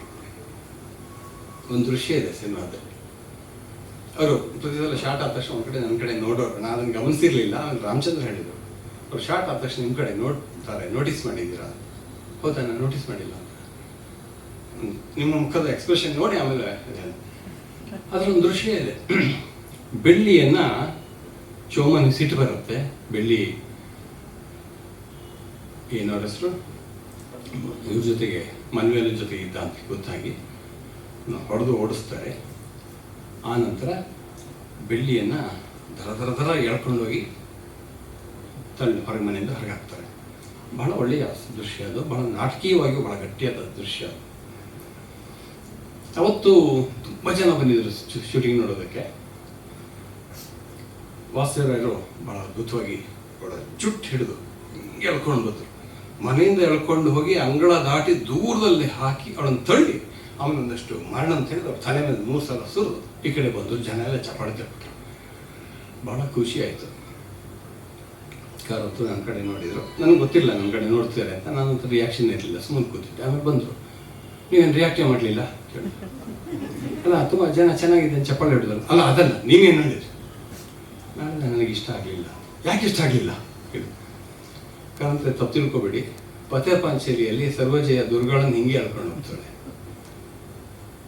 ಹೌದಾ, ಅವರಿಗೆ ಅದು ಗೊತ್ತೇ, ನೆನಪು ಇಲ್ಲ. ರಾಮಚಂದ್ರ ಒಂದು 15 ನಿಮಿಷ ಬ್ರೇಕ್ ಮಾಡೋಣ ಹೇಳಿ ಹೋಗಿ ಮತ್ತೊಂದು ಥರದಲ್ಲಿ ಅದನ್ನು ಈ ದೃಶ್ಯವನ್ನು ಸಂಯೋಜಿಸಿದ್ರು. ಆ ದೃಶ್ಯ ಪ್ರಾಯಶಃ ಮೊದಲಷ್ಟು ಚೆನ್ನಾಗಿಲ್ಲದೆ ಇರ್ಬೋದು, ಅದು ಹಾಳಾಗೋದಕ್ಕೆ ನಾನು ಕಾರಣ. ಆದರೆ ಕಾರಂತರಲ್ಲಿ ಆ ಕ್ಷಣದಲ್ಲಿ ಇನ್ನೊಂದು ಚಿತ್ರದ ಇನ್ಫ್ಲೂಯೆನ್ಸ್ ನನ್ನ ಮೇಲೆ ಕಾಣಬಾರದು ಅನ್ನುವ ಛಲ ಇದೆಯಲ್ಲ, ಅದು ನನಗೆ ಬಹಳ ಅನುಕರಣೀಯ ಅನಿಸ್ಬಿಡ್ತು. ಹಾಗೆ ಸಣ್ಣ ಸಣ್ಣ ವಿಷಯಕ್ಕೂ ಅವ್ರು ಕೊಡ್ತಿದ್ದಂತಹ ಗಮನಗಳು ಬಹಳ ಇದಾಗ್ತಾ ಇತ್ತು. ಚೋಮ ವಾಸುದೇವರಾಯ ನಮಗೆಲ್ಲ ಗೊತ್ತಾಗಿ ಬಹಳ ಬೆಳ್ಳಗಿದ್ರು. 2 ದಿವಸ ಶೂಟಿಂಗ್ ಆದಮೇಲೆ ಒಂದ್ಸಲ ಹಿಂಗೆ ಕೇಳಿದ್ರು, ನನಗೆ ಅಲ್ಲೆಲ್ಲ ಚೆನ್ನಾಗಿದೆ, ಆದರೆ 3 ಬಿಸಿಲಲ್ಲಿರೋನು ಅಷ್ಟು ಒಳ್ಳೆಯ ಬಣ್ಣ ಇದ್ರೆ ಚೆನ್ನಾಗಿರಲ್ವೇನೋ ಅಂತ. ಅದನ್ನು ಮಾತು ಬರಲಿಲ್ಲ. ಅಷ್ಟೊತ್ತಿಗೆ ಕೆ.ವಿ. ಸುಬ್ಬಣ್ಣವರು ಬಂದಿದ್ರು. ಅವ್ರ ಹತ್ರ ಈಗ ಹೇಳಿದೆ ಹೀಗಿದೆ ಅಂತೇಳಿ. ಅವ್ರು ಹೋಗಿ ಕಾರಂತ ಹತ್ರ ಹೇಳಿದ್ರು, ಸ್ವಲ್ಪ ಏನಾದ್ರು ಮಾಡಿ ಅಂತ. ಕೊನೆಗೆ ಅವರನ್ನು ಕಪ್ ಮಾಡಿ ಮತ್ತೆಲ್ಲ ಅಲ್ಲಿಗೆ ಶೂಟ್ ಮಾಡಿದ್ರು. ಅಷ್ಟು ಅವರಿಗೆ ಒಂದು ಇದಿತ್ತು, ಎಲ್ಲ ವಿವರಗಳು ಪಕ್ಕ ಇರಬೇಕು ಅಂತ. ಚೋಮ, ಬೆಳ್ಳಿ, ಗುರುವ, ಚೆನ್ನಿಯ, ನೀಲ, ಕಾಳ, ಮನ್ವೇಲ, ಮಿಂಗೇಲ ಎಲ್ಲದನ್ನು ಬಹಳ ಅಷ್ಟು ಗಮನ ಕೊಟ್ಟು ಮಾಡ್ತಾ ಇದ್ರು. ನಂತರ ಚೋಮಂದ್ರಿಯ ದೊಡ್ಡ ಸ್ಟ್ರೆಂತ್ ಯಾವುದಿತ್ತು ಅಂತಂದ್ರೆ, ನಾನು ಕೊನೆಗೂ ಅದರ ಸಿನಿಮ್ಯಾಟಿಕ್ ಡಿಸೈನ್ ಅಂತ ಹೇಳೋದಿಲ್ಲ. ಪ್ರಾಯಶಃ ಅದರ ಸಿನಿಮ್ಯಾಟಿಕ್ ಡಿಸೈನ್ ಇನ್ನೂ ಚೆನ್ನಾಗಿರೋಕ್ಕೆ ಸಾಧ್ಯ ಇದೆ. ಆದರೆ it's A film from the heart. ಅದನ್ನು ಯಾರೂ ಅಲ್ಲಗೆಳೆಯಕ್ಕೆ ಸಾಧ್ಯ ಇಲ್ಲ. It's not A film from the mind, it's from the heart. Cinema ನೋಡಿದಾಗ ನಿಮಗೆ ಮೊದಲು ತಟ್ಟೋದು ಈ ಅದರ ಎಮೋಷನಲ್ ಕಂಟೆಂಟ್ ಏನಿದೆ, ಎಮೋಷನಲ್ ಥ್ರೆಡ್ ಏನಿದೆ, ಅದು ಬಹಳ ಕಾಡುತ್ತೆ. ಅದಕ್ಕೆ ಅದನ್ನು ಯಾರು ಗಮನ ಕೊಡ್ತಾರೋ ಅದಕ್ಕೆ ಬಹಳ ಪ್ರಾಮುಖ್ಯತೆ ಕೊಡ್ತಾರೆ. ಆ cinema Moscow international film festival ಆದಾಗ ಕೆ.ಎ. ಅಬ್ಬಾಸ್ ಅವರು one of the jury members. ಅವರು ಆಮೇಲೆ ಒಂದು ಸ್ಟೇಟ್ಮೆಂಟ್ ಕೊಟ್ಟರು, ಪತೇರ್ ಪಾಂಚಾಲಿ ಆದ ನಂತರದ ಅತ್ಯಂತ ಶ್ರೇಷ್ಠ ಭಾರತೀಯ ಚಿತ್ರ. ಆದರೆ ಯಾರು ಸಿನಿಮ್ಯಾಟಿಕ್ ಡಿಸೈನ್ ಬಗ್ಗೆ ಬಹಳ ಕಾಳಜಿ ಪಡ್ತಾರೋ ಅಂತ ಒಬ್ಬ ಕ್ರಿಟಿಕ್ ಬಗ್ಗೆ ಬರೆದಿದ್ದ, ಆ ಸಿನಿಮಾ ಎಮೋಷನಲಿ ನಿಮ್ಮನ್ನು ಕಾಡದಷ್ಟು ಸಿನಿಮ್ಯಾಟಿಕ್ ವ್ಯಾಲ್ಯೂಸಿಗೆ ಕಾಡಲ್ಲ ಅಂತೇಳಿ. ಅದು ಕೂಡ ಸರಿಯಲ್ಲ ಅಂತ ನನಗೆ ಅವಾಗ ನಾನು ಒಪ್ಕೊಂಡಿದ್ದೆ ಅದನ್ನು. ಆದರೆ ಆ ನಂತರ ಅದು ಕೂಡ ಸರಿಯಲ್ಲ ಅನ್ನೋದು ನನಗನ್ಸೋಕೆ ಶುರು ಆಯಿತು. ಯಾಕಂತಂದರೆ ಕಾರಂತರು ಹುಡುಕ ಹೊರಟ ವಾಸ್ತವತೆಯ ವಿವರಗಳೇನಿದೆ, ಕಟ್ಟುವ ಕ್ರಮ ಏನಿದೆ, ಅಲ್ಲಿಯ ತನಕ ಅಪರಿಚಿತವಾದಂಥ ಒಂದು ಕ್ರಮ. 90s ವರ್ಲ್ಡಲ್ಲಿ ಅದು ಎಲ್ಲರ ಗಮನ ಸೆಳೀತು. ಅದು ಕಾರಂತರ ಮಾಡಿದ್ದು 74 75 ಅಂದರೆ ಚಿಂತಿಸಿ ಒಂದು ವಿನ್ಯಾಸದತ್ತ ಬರೋದು ಅವರ ಶೈಲಿ ಆಗಿರಲಿಲ್ಲ. ಅವರೇ ಚೋಮ ಆಗಿ, ಅವರೇ ಬೆಳ್ಳಿಯಾಗಿ, ಅವರೇ ಕಾಳ ನೀಲ ಆಗಿ ಆ ದೃಶ್ಯವನ್ನು ಗ್ರಹಿಸಿ ಮಣಿಸೋದು ಕಾರಂತರ ಶೈಲಿ. ಅದರ ನಾಟಕದಲ್ಲೂ ಇತ್ತು, ಅವರ ಸಿನಿಮಾದಲ್ಲಂತೂ ಬಹಳ ದಪ್ಪವಾಗಿತ್ತು. ನಾನು ಮತ್ತೆ ಮತ್ತೆ ವಿವರ ಅಂತ ಯಾಕೆ ಹೇಳ್ತೀನಿ ಅಂತಂದರೆ, ರಂಗಭೂಮಿಯಲ್ಲಿ ಕಾರಂತರಿಗೆ ಆ ಥರದ ವಿವರಗಳು ಮುಖ್ಯ ಆಗಿರಲಿಲ್ಲ. ಯಾವುದು ಮುಖ್ಯ, ನಾನು ಅವ್ರ ಜೊತೆಗೆ ಒಂದು 2-3 ನಾಟಕದಲ್ಲಿ ಜೊತೆಯಾಗಿ ಸಹ ನಿರ್ದೇಶಕನಾಗಿ ಕೆಲಸ ಮಾಡಿದ್ದೀನಿ. ನಾನು ಆದರ್ಶದಲ್ಲಿ ಪ್ರಿನ್ಸಿಪಲ್ ಆಗಿದ್ದ, ಅವರು ನಮಗೆ ರಾಷ್ಟ್ರವನ್ನು ಮಾಡಿಸಿದ್ರು. ಅವರು ತೆಗೆದುಕೊಳ್ತಿದ್ದಂಥ ನಿಲುವು ನಾಟಕ ಮಾಡುವಾಗ, ಅದೇ ಕಾರಂತರು ಸಿನಿಮಾ ಮಾಡುವಾಗ ತೆಗೆದುಕೊಳ್ಳುವಂಥ ನಿಲುವು ತದ್ವಿರುದ್ಧವಾಗಿತ್ತು. ರಾಷ್ಟ್ರವನ್ನು ಮಾಡ್ತಾ ಇತ್ತು ಡಿ ಬಾಗಿಲು ಅಂತೇಳಿ ನಾಟಕ. ಅದರಲ್ಲಿ ನಮ್ಮ ಆದರ್ಶ ಫಿಲ್ಮ್ ಇನ್ಸ್ಟಿಟ್ಯೂಟ್ ಅವರೇ ಸ್ಟೂಡೆಂಟ್ಸು ಅವ್ರನ್ನ ಇಟ್ಕೊಂಡು ಆ ಸೋಡ್ ಫೈಟ್ ಮಾಡುವಾಗ ಎಲ್ಲ ತರ್ತಾರಲ್ಲ ಅಂಗಡಿಯಿಂದ, ಆ ಸೋಡ್ ಹೇಳ್ತಾರೆ ಹಿಂಗೆ ಅಂದ ತಕ್ಷಣ ಬೆಂಡಾಗಿರುತ್ತೆ. ಅವ್ನು ಬೆಂಡ ತಕ್ಷಣ ಕಂಗಾಲಾಗಿ ನಿಂತ್ಕೊಂಡ್ಬಿಡ್ತಿದ್ದೆ ಹುಡುಗ. ಬೈದೋಳು, ಕಂಗಾಲಾದ್ರೆ ಕೂತ್ಕೋ, ಅದನ್ನ ಹಿಂಗೆ ಸರಿ ಮಾಡ್ಕ, ಮತ್ತೆ ಫೈಟ್ ಮಾಡು. ನನಗೆ ಸಿನಿಮಾದ ವ್ಯಕ್ತಿ, ನನಗೆ ಇದು ಯಾಕೆ ಹಿಂಗೆ, ನೀವು ಇದೆಲ್ಲ ನಡೀತದೆ ಅಂತೇಳಿ ಯಕ್ಷಗಾನದ ಎಕ್ಸಾಂಪಲ್ಸು, ಇನ್ನೊಂದು ಯಾವುದೇ ಎಕ್ಸಾಂಪಲ್ಸ್ ಕೊಟ್ಟು ಹೇಗೆ ನಟ, ಪಾತ್ರ ಮತ್ತು ನಾಟಕದ ಬಂಧ, ನಾಟಕದ ಪಠ್ಯ ಎಲ್ಲ ಹೇಗೆ ಪ್ರೇಕ್ಷಕರೊಂದಿಗೆ ನೇರ ಸಂಬಂಧ ಇಟ್ಕೊಂಡು ಮಾಡ್ತಾ ಇರುತ್ತೆ ಅನ್ನೋದನ್ನು ಅವ್ರು ವಿವರಿಸಿದ್ರು. ಅದು ಸಿನಿಮಾದಲ್ಲಿ ಹಂಗೆ ಆಗಲ್ಲ ಅನ್ನೋ ಒಬ್ಬರ ಕಲ್ಪನೆ ಕೂಡ ಅವರಿಗಿತ್ತು. ಈ ಥರದ ಯಾವುದೇ ಒಂದು ಇದನ್ನು ಕೂಡ ಅವ್ರು ಹೋಗ್ತಿರ್ಲಿಲ್ಲ. ಅವರಿಗೆ ಅಲ್ಲಿ ಹೋದ್ಮೇಲೆ ಆ ಮನೆಯ ಯಾವ ಮನೆಯಲ್ಲಿ ವಾಸವಾಗಿದ್ದು ಅಲ್ಲೊಂದು ನಾಯಿ ಇತ್ತು, ಬಾಡು ಅಂತ ಹೆಸರು ಬೇರೆ ಇಟ್ಟರು ಇವರು. ಆ ನಾಯಿನ ಸಿನಿಮಾದಲ್ಲಿ ಉಪಯೋಗಿಸ್ಕೊಂಡು ನನಗೆ ಹುಚ್ಚು ಕೆಲಸ. ಆಕ್ಷನ್ ಅಂದ ತಕ್ಷಣ ನಾಯಿ ಯಾಕೆ ಮಾಡ್ಬೇಕಲ್ಲ, ಕಟ್ ಅಂದ ತಕ್ಷಣ ನಿಲ್ಲಬೇಕಲ್ಲ, ಅಲ್ಲಿಗೆ ಹೋಗಂದ್ರೆ ಹೇಳ್ಬೇಕಲ್ಲ, ಮಾಡಲ್ಲ. ಅದು ಬೇರೆ ಚೋಮನ ಸಾಥಿ ಅಂತೀವಿ ಹೇಳೋದು. ಚೋಮ ಹೋದಲ್ಲೆಲ್ಲ ಅದು ಹೋಗ್ಬೇಕು, ಅದೇನು ಹೋಗುತ್ತೆ. ಚೋಮ ಅದರ ಓನರ್ ಅಲ್ಲ. ಅದಕ್ಕೆ ಇವರೊಂದು ಅವರು ಮತ್ತು ವಾಸ್ತವ ಕೂತು ಒಂದು ತಂತ್ರ ಕಣ್ಣು ಇಟ್ಕೊಂಡ್ರು. ಒಂದು ಕೈಯಲ್ಲಿ ಒಂದು ಇಡ್ಲಿ ಇಟ್ಕೊಂಡು ನಿಂತಿರು. ಸೊ ಎಲ್ಲಾದ್ರೂ ನಾಯಿ ಆ ಇಡ್ಲಿ ತಿನ್ನೋ ಆಸೆಯಿಂದ ಚೋಮನ ಹಿಂದೆ ಹೋಗ್ತಿತ್ತು. ಆ ತರಹ ಆ ಚೋಮನ ಹಿಂದೆ ನಾಯಿ ಹೋಗುವಾಗ ಅದು ಚೋಮಂದೆ ನಾಯಿ ಅನ್ನಿಸ್ಬೇಕು ಅನ್ನುವ ಒಂದು ತರಹದ ವಿವರದ ಸ್ಪಷ್ಟತೆ, ಅದು ಸಿನಿಮಾಕ್ಕೆ ಬೇಕಾದಂತ ವಿವರದ ಸ್ಪಷ್ಟತೆ ಕಾರಂತರಿಗೆ. ಅದು ಎಷ್ಟು ಮಟ್ಟಿಗೆ ಇತ್ತು ಅಂದ್ರೆ ಕೊನೆಗೆ ಒಂದ್ಸಲ ಹಾಸ್ಯಕ್ಕೂ ಒಂದು ಆಸ್ಪದ ಕೊಟ್ಟಿದ್ದು.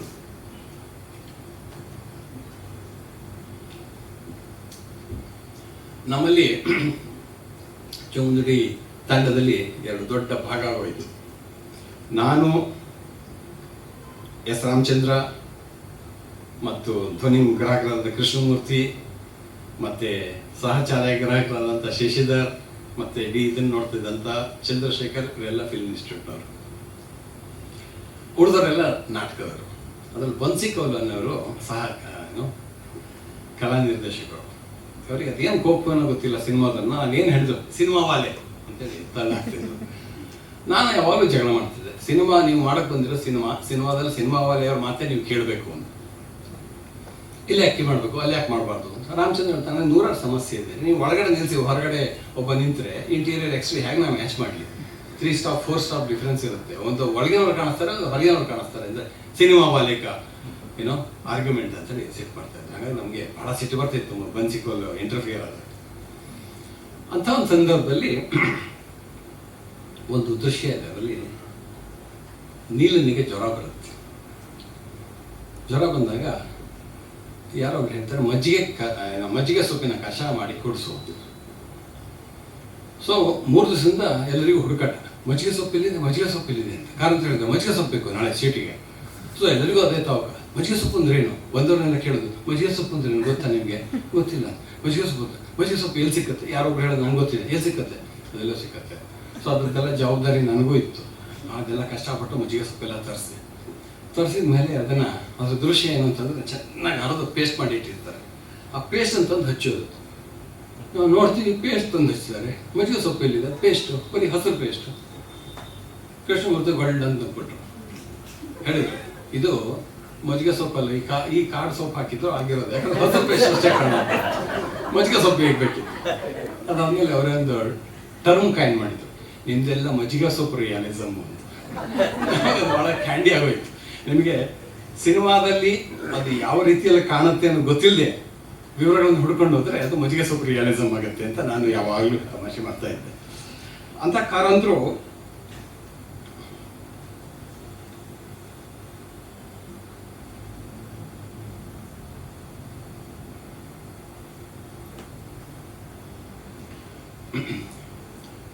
ಆನಂತರ ಕೂಡ ಒಂದೆರಡು ಸಿನಿಮಾ ಮಾಡಿದ್ರು, ಆದರೆ ಅದು ಯಾವುದು ಇಷ್ಟು ಯಶಸ್ವಿ ಆಗಲಿಲ್ಲ.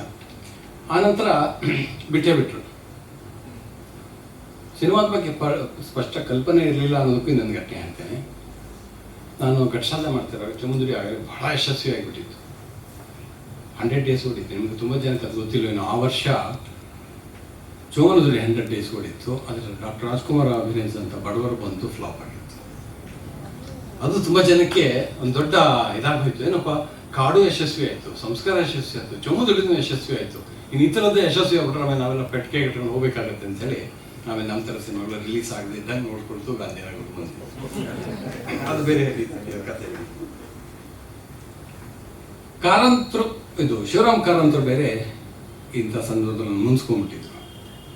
ಕಾರಣ ಏನಿತ್ತು ನನಗೆ ಗೊತ್ತಿಲ್ಲ. ಯಾಕಂದ್ರೆ ಅವರು ಚೋಮನ ಪಾತ್ರಕ್ಕೆ ಇನ್ನೊಬ್ಬರನ್ನ ಸಜೆಸ್ಟ್ ಮಾಡಿದ್ರಂತೆ.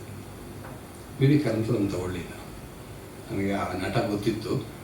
ಬಿ ವಿ ಕಾರಂತರ ನಿರ್ಧಾರ ಸರಿಯಾಗಿತ್ತು ಅಂತ ನಾನು ಧೈರ್ಯದಿಂದ ಹೇಳಬಲ್ಲೆ. ಯಾಕಂದ್ರೆ ಆ ನಟ ಮಾಡಿದ್ದಿದ್ರೆ ಚೋಮನಿಗೆ ಇಷ್ಟು ಮಹತ್ವ ಬರ್ತಿರ್ಲಿಲ್ಲ. ಚೋಮನದುಡಿ ಅನೇಕ ರೀತಿಯಲ್ಲಿ ಕನ್ನಡಕ್ಕಷ್ಟೇ ಅಲ್ಲ, ಭಾರತದಲ್ಲಿ ಕೂಡ ಮರು ವ್ಯಾಖ್ಯಾನವನ್ನು ಬೇಡುವ ಸಿನಿಮಾ ಅಂತ ನಾನು ತಿಳ್ಕೊಂಡಿದ್ದೀನಿ. ಇವತ್ತು ಭಾರತದ ಸಂದರ್ಭದಲ್ಲಿ ಏನಾಗ್ತಿದೆ ಅಂತಂದರೆ, ಹಿಂದಿ ಮತ್ತು ಕೆಲವು ಉತ್ತರ ಭಾರತದ ಭಾಷೆಗಳನ್ನು ಬಿಟ್ಟರೆ ಬೇರೆ ಭಾಷೆಯಲ್ಲಾದ ಸಿನಿಮಾಗಳನ್ನು ಗಮನವನ್ನು ಕೊಡ್ತಾ ಇಲ್ಲ. ಇತ್ತೀಚೆಗೆ ಕೇಂದ್ರ ಸರ್ಕಾರ ಒಂದು ಬಹಳ ದೊಡ್ಡ ಮೊತ್ತವನ್ನು ಕೊಟ್ಟು ಕೆಲವು ಕ್ಲಾಸಿಕ್ಸನ್ನು ಏನು ಮಾಡಬೇಕು, ಡಿಜಿಟೈಸ್ ಮಾಡಬೇಕು ಅಂತ ಹೇಳ್ತೀನಿ. ನಾನು ಅವಾಗ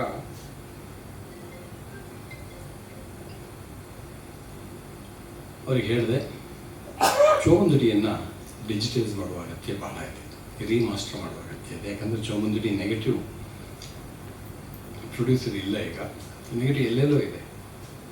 ಚೋಮನದುಡಿ ಅಂದರೆ ಏನು ಕೇಳ್ತಾರೆ. ಅಂಥ ಮಹತ್ವದ ಸಿನಿಮಾ ಅಂದರೆ ಕೆ ಅಬ್ಬಾಸ್ ಅಂತವರೇ ಹೇಳಿದಂಥ ಸಿನಿಮಾದ ಬಗ್ಗೆ ಇವತ್ತಿದ್ದಿಲ್ಲ ಅಂತ. ಅದೇ ಥರದ ಅವಜ್ಞೆ ಕನ್ನಡದಲ್ಲೂ ಇದೆ ಅಂತ ನಾನು ಭಾವಿಸ್ತೇನೆ. ಯಾಕಂತಂದ್ರೆ ನಾವು we are not revisiting our tradition, ನಮ್ಮ ಪಾತ್ ಅಥವಾ ಅವರ್ ಕ್ಲಾಸಿಕ್ಸ್. ನಮಗೊಂದು ಟ್ರೆಡಿಷನ್ ಇದೆ ಅನ್ನೋದು ಕೂಡ ಗೊತ್ತಿಲ್ಲ. ನಾನು ಎಷ್ಟೋ ಜನ ಕೇಳ್ತೀನಿ, ಚೋಮನದುಡಿ ನೋಡಿದ್ರ, ಸಂಸ್ಕಾರ ನೋಡಿದ ಅಂತ. ನೋಡ್ತಾ ಇಲ್ಲ. ಬರೀ ನೋಡೋದು ಅಂತಂದರೆ ಅದರ ಕಥೆಯ ಎಮೋಷನಲ್ ಪ್ಲೇನ್ ಅಷ್ಟೇ ಅಲ್ಲ. ಕಥೆ ಎಮೋಷನಲ್ ಪ್ಲೇನ್ ಅದು ಬಹಳ ಗಟ್ಟಿಯಾಗಿದೆ, ಅದರ ಬಗ್ಗೆ ಸಮಸ್ಯೆನೇ ಇಲ್ಲ. ಆದರೆ ಆ ಸಿನಿಮಾ ಶೈಲಿಗಿರೋ ಒಂದು ಪಾಲಿಟಿಕ್ಸ್ ಇದೆಯಲ್ಲ, ಅದು ಬಹಳ ಮಹತ್ವದ ಕಾಣಿಕೆ. ಕಾರಂತರು ಇದ್ರ ಮೇಲೆ ಎಷ್ಟು ತಾತ್ವಿಕವಾಗಿ ಚಿಂತಿಸಿ ಇದನ್ನು ಮಾಡಿದ್ರು ಗೊತ್ತಿಲ್ಲ. ಆದರೆ ಒಂದು ಇನ್ನೇಟ್ ಒಂದು ಇದಿರುತ್ತಲ್ಲ, ನಾನು ರಿಯಲಿಸ್ಟಿಕ್ ಆಗಿರ್ಬೇಕು. ಯಾಕಂದರೆ ನಾಟಕ ರಿಯಲಿಸ್ಟಿಕ್ ಅಲ್ಲ, ಸಿನಿಮಾ ರಿಯಲಿಸ್ಟಿಕ್ ಅಂತ ಒಂದು ಸಿಂಪ್ಲಿಸ್ಟಿಕ್ ಆದಂಥ ಒಂದು ನಂಬಿಕೆ ಏನಿತ್ತು ಅದನ್ನ ಇಟ್ಕೊಂಡು ಮಾಡಿದಂಥ ಸಿನಿಮಾ ಅದು. ಆದರೆ ಆ ಸಿಂಪ್ಲಿಸ್ಟಿಕ್ ಆದ ನಂಬಿಕೆಯ ಹಿಂದ್ಗಡೆನೆ ಒಂದು ದೊಡ್ಡ ತಾತ್ವಿಕ ನಿಲುವಿತ್ತು ಅಂತ ನಾವು ಇವತ್ತು ಅರ್ಥ ಮಾಡ್ಕೋಬೇಕು.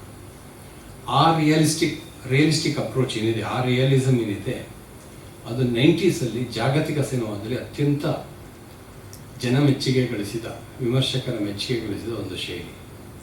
ಯಾವುದೇ ತರಹದ ಮ್ಯಾನಿಪ್ಯುಲೇಷನ್ ಇಲ್ಲದೆ ಸಿನಿಮಾವನ್ನು ಕಟ್ಟುವ ಕ್ರಮ 90s ಇರಾನಿಯನ್ ಸಿನಿಮಾ ತೋರಿಸ್ಕೊಡ್ತು. ಅದೊಂದು ದೊಡ್ಡ ಪಂಥವಾಗೇ ಬಂತು.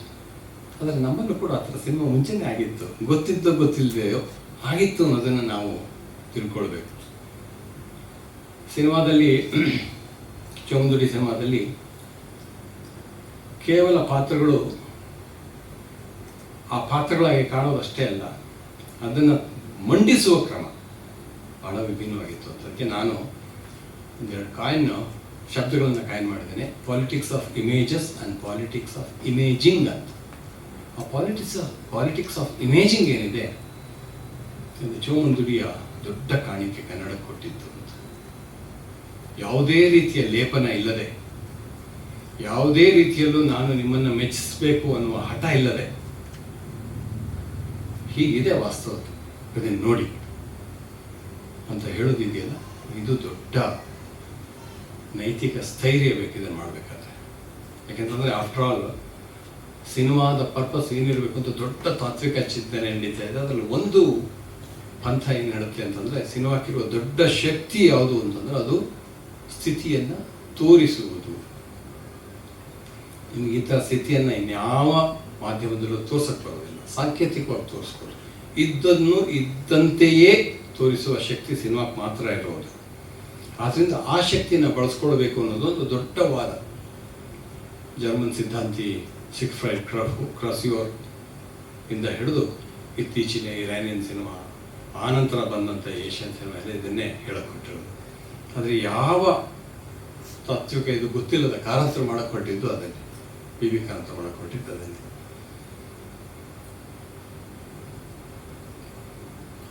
ಚೋಮಂದೊಡಿಯಲ್ಲಿ ಅರ್ಧದ ನಂತರ ಗುರುವಾಚನೀಯರನ್ನು ಘಟ್ಟದ ಮೇಲೆ ಕಾಫಿ ತೋಟಕ್ಕೆ ಕೂಲಿಗಳನ್ನಾಗಿ ಕಳಿಸ್ತಾರೆ. ಅನಿವಾರ್ಯ ಕಳಿಸ್ಬೇಕಾಗಿ ಚೋಮನಿಗೆ, ಯಾಕಂದ್ರೆ ಅವನಿಗೆ ಒಂದು ದೊಡ್ಡ ಸಾಲದ ಹೊರೆ ಇದೆ. ಆ ಇಬ್ಬರು ಹೋಗೋದನ್ನ ಕಾರಂತರು ಎಷ್ಟು ವಿವರವಾಗಿ ಚಿತ್ರಿಸ್ತಾರೆ ಅಂತಂದ್ರೆ, ನಿಜವಾಗಿ ನಿಮಗೆ ನಾವು ಹೋಗ್ತಾ ಇದೀವಿ ನಾವು ಜೊತೆಗೆ ಅನ್ನೋ ಒಂದು ಫೀಲಿಂಗ್ ಹುಟ್ಟುವಾಗಿ ಕಳಿಸ್ತಾರೆ. ಹಾಗೆಲ್ಲ ಸಿನಿಮ್ಯಾಟಿಕ್ ಟೈಮ್ ಬೇರೆ, ಸೈಕಲಾಜಿಕಲ್ ಟೈಮ್ ಬೇರೆ, ರಿಯಲ್ ಟೈಮ್ ಬೇರೆ ಅಂತೆಲ್ಲ ಮಾತಾಡ್ತಿದ್ದ ಕಾಲದಲ್ಲಿ ಕಾರಂತರು ರಿಯಲ್ ಟೈಮ್ ಸಿನಿಮ್ಯಾಟಿಕ್ ಟೈಮ್ ಯಾಕೆ ಆಗಬಾರ್ದು ಅಂತ ಕಟ್ಟಕ್ಕೆ ಹೊರಟಿದ್ರು. ಅದು ಇವತ್ತಿನ ಆರ್ಗ್ಯುಮೆಂಟ್. ರಿಯಲ್ ಟೈಮನ್ನು ಸಿನಿಮ್ಯಾಟಿಕ್ ಟೈಮಲ್ಲಿ ಹಿಡಿಬೇಕು ಅನ್ನೋದು ಇವತ್ತಿನ ಆರ್ಗ್ಯುಮೆಂಟ್. ಆದರೆ ಅವತ್ತು ಕಾರಂತರು ಅದನ್ನು ಹಿಡಿಯಕ್ಕೆ ಹೊರಟಿತ್ತು. ಎಷ್ಟು ವಿವರವಾಗಿ ಅದನ್ನು ಕಟ್ತಾರೆ ಅಂತಂದರೆ, ಹೋಗೋದೇ ಒಂದು ದೊಡ್ಡ ಪ್ರಾಸೆಸ್ ಅನ್ನೋ ಥರದಲ್ಲಿ, ಒಂದು ಮಹಾಯಾತ್ರೆ ಅನ್ನೋ ಥರದಲ್ಲಿ ಕಟ್ತಾ ಹೋಗ್ತಾರೆ. ಆ ಮಹಾಯಾತ್ರೆ ಹಿಂದೆ ನೋವಿದೆ, ನಲಿವಿದೆ, ಅದನ್ನೆಲ್ಲ ಹಿಡಿಯಕ್ಕೆ ಹೊರಡ್ತಾರೆ. ಯಾಕಂತಂದರೆ ಊಳಿಗಮಾನ್ಯ ಪದ್ಧತಿಯಲ್ಲಿ ಈ ತರಹ ಮಲೆನಾಡಿನಲ್ಲಿ ಕೂಲಿಗಳಿಗಾಗಿ ದಕ್ಷಿಣ ಕನ್ನಡಕ್ಕೆ ಹೋಗಿ ಅಲ್ಲಿಯ ಕೂಲಿಗಳನ್ನು ಕರ್ಕೊಂಬಂದು ಅವರನ್ನು ಬಾಂಡೆಡ್ ಲೇಬರ್ ಥರ ಟ್ರೀಟ್ ಮಾಡಿ ಇಟ್ಕೊಳ್ಳೋದು ಭಾಳ ಸಾಮಾನ್ಯವಾಗಿತ್ತು. ಒಬ್ಬ ಸೇನೆಗಾರ ಅಂತ ಇರ್ತಿದ್ದ, ಅವನು ಅವ್ರಿಗೆ ಒಂಚೂರು ಅಡ್ವಾನ್ಸ್ ಕೊಟ್ಬಿಟ್ಟು ಪ್ರತಿ ವರ್ಷವೂ ಅವ್ರಿಗೆ ಕರ್ಕೊಂಬರ್ತಿದ್ದ. ಆ ಸಾಲ ಯಾವತ್ತೂ ತೀರ್ತಿರ್ಲಿಲ್ಲ. ಅದು ಪ್ರತಿ ವರ್ಷ ಅವ್ರು ಹೋಗಲೇಬೇಕಾಗಿತ್ತು. ಮಳೆಗಾಲ ಬಂತು ಅಂದರೆ ಘಟ್ಟ ಹತ್ತು ಅಂತ. ಘಟ್ಟ ಹತ್ತಿದರೆ ಘಟ್ಟದಲ್ಲಿ ಮಲೇರಿಯಾ ಇದೆ, ಮಳೆ ಇದೆ. ದಕ್ಷಿಣ ಕನ್ನಡದವರಿಗೆ ಆ ಮಳೆ ಆಗಲಿ ಆ ಚಳಿ ಆಗಲಿ ಗೊತ್ತಿಲ್ಲ. ಅವ್ರು ಅನೇಕರು ಕಾಯಿಲೆಯಿಂದ ಸಾಯ್ತಾರೆ ಅಂತ ಗೊತ್ತಿದ್ರು ಕೂಡ ಅವ್ರು ಹೋಗಬೇಕಾಗ್ತಿತ್ತು. ಆ ಎಲ್ಲ ವಿವರಗಳನ್ನು ಸಾಂಕೇತಿಕವಾಗಿ ಸೂಚ್ಯವಾಗಿ ಕಾರಂತರು ಕಟ್ಟಿದ್ರು ಆದರ್ಶಗಳಲ್ಲಿ. ನನಗೆ ಗೊತ್ತು, ಅದು ನೋಡಿದ್ರು ಎಷ್ಟೋ ಜನ ಎಷ್ಟೊತ್ತು ನಡೀತಾರಪ್ಪ ಇವರು. ಅಷ್ಟೊತ್ತು ನಡೆಯೋದ್ರ ಹಿಂದೆ ಒಂದು ಉದ್ದೇಶ ಇದೆ ಅನ್ನೋದು ತುಂಬ ಜನ ನೋಡಲ್ಲ. ಕತೆ ಹೇಳೋದಕ್ಕಷ್ಟೇ ಸಿನಿಮಾದ ಗತಿ ಅಲ್ಲ. ಸಿನಿಮಾದ ಗತಿ ಅಥವಾ ಟೆಂಪೋ ಅಥವಾ ಇದೇನಂತ ಕರಿತೀವೋ ಅದರ ಹಿಂದೆ ಬೇರೊಂದು ಉದ್ದೇಶವೂ ಇದೆ ಅನ್ನೋದನ್ನು ಕಾರಂತರು ಸ್ಪಷ್ಟ ಮಾಡಿದರು. ಇಷ್ಟೆಲ್ಲ ಹೇಳಿದ ಮೇಲೂ ಕಾರಂತರ ಬಗ್ಗೆ ನನಗೊಂದು ಅನುಮಾನ ಇದ್ದೇ ಇದೆ. ಅವರು ಬೇಸಿಕಲಿ ವಿಷುವಲ್ ಓರಿಯೆಂಟೆಡ್ ಮ್ಯಾನ್ ಅಲ್ಲ ಅಂತ, ಆರಲ್ ಓರಿಯೆಂಟೆಡ್. ಅವರ ಓರಿಯೆಂಟೇಷನ್ ಇದ್ರು ಆರಲ್ ಅಂತ. ಭಾಷೆ ಮತ್ತು ಸಂಗೀತವನ್ನು ಹಿಡಿದಷ್ಟು ಚೆನ್ನಾಗಿ ಇವರು ದೃಶ್ಯ ವಿವರವನ್ನು ಅವರಿಗೆ ಇದು ಮಾಡಕ್ಕೆ ಬರ್ತಿರಲಿಲ್ಲ. ಇದು ಬಹುಶಃ ಸಿನಿಮಾದ ಕಾರಂತರು ಪಡ್ತಿರುವ ಕಷ್ಟವೇನು ಅಂತ ನಾನು ಅಂದ್ಕೊಂಡಿದ್ದೆ. ಅಲ್ಲ, ನಾಟಕದಲ್ಲೂ ಹಾಗೆ ಇತ್ತು ಅಂತ ನನ್ನ ಒಬ್ಬರು ಮಿತ್ರರು ಹೇಳಿದರು. ಯಾವುದೋ ಒಂದು ನಾಟಕದಲ್ಲಿ ಕರೆದಿದ್ದ ರಿಹರ್ಸಲ್ನಲ್ಲಿ ಈ ಕಡೆ ಎಲ್ಲ ಮೇಳ ಕೂತಿತ್ತು, ಅದ್ರ ಮುಂದುಗಡೆ ಅಲ್ಲೇ ಪಾರ್ಟ್ಸು ಇತ್ತು, ಇನ್ನಷ್ಟು ಪರಿಕರಗಳಿತ್ತು. ಈ ಕಡೆ ಏನೂ ಇರಲಿಲ್ಲ. ಸರ್ಕಲಂತೆ ಕಾರಂತರೆ ಇಂಬ್ಯಾಲೆನ್ಸ್ ಅನ್ಸಲ್ವಾ ಕಂಪೋಸಿಷನು? ಇಂಬ್ಯಾಲೆನ್ಸ್ ಹೇಗೆ ಕೇಳಿದ್ರು, ಎರಡು ಈಕ್ವಲ್. ಹೌದಾ, ಎಲ್ಲಿಡ್ಬೇಕು ಹೇಳಿ, ಅಲ್ಲಿ ಇಟ್ಬಿಡ್ತೀನಿ ಅಂದರು. ಸೊ ಅಂದರೆ ಅವರಿಗೆ ಅದು ಇಲ್ಲಿಟ್ಟರೂ ಸರಿ ಅನ್ನಿಸ್ತಿತ್ತು, ಅಲ್ಲಿಟ್ಟರೂ ಸರಿ ಅನ್ನಿಸ್ತಾ ಇತ್ತು. ಆ ತರಹ ಚೋಮಂದೊಡ್ಡಿ ಎಷ್ಟೋ ಸಲ ಇತ್ತು. ಬಟ್ ರಾಮಚಂದ್ರ ಅಂತ ಅದ್ಭುತ ಛಾಯಾಗ್ರಾಹಕ ಇದ್ದಾಗ ಅವರು ಬಹಳ ಕಟ್ನಿಟ್ಟಾಗಿ ಹೇಳ್ತಿದ್ರು, ಅದರಲ್ಲಿರೋಕ್ಕೆ ಸಾಧ್ಯ ಇಲ್ಲ, ಇಲ್ಲಿ ಮಾತ್ರ ಇರಬೇಕು, ಯಾಕಂದರೆ ಈ ಕಾರಣಗಳಿಗೆ. ಕಾರಂತ ಅದನ್ನೆಲ್ಲ ಬಿಟ್ಬಿಡ್ತಿದ್ರು.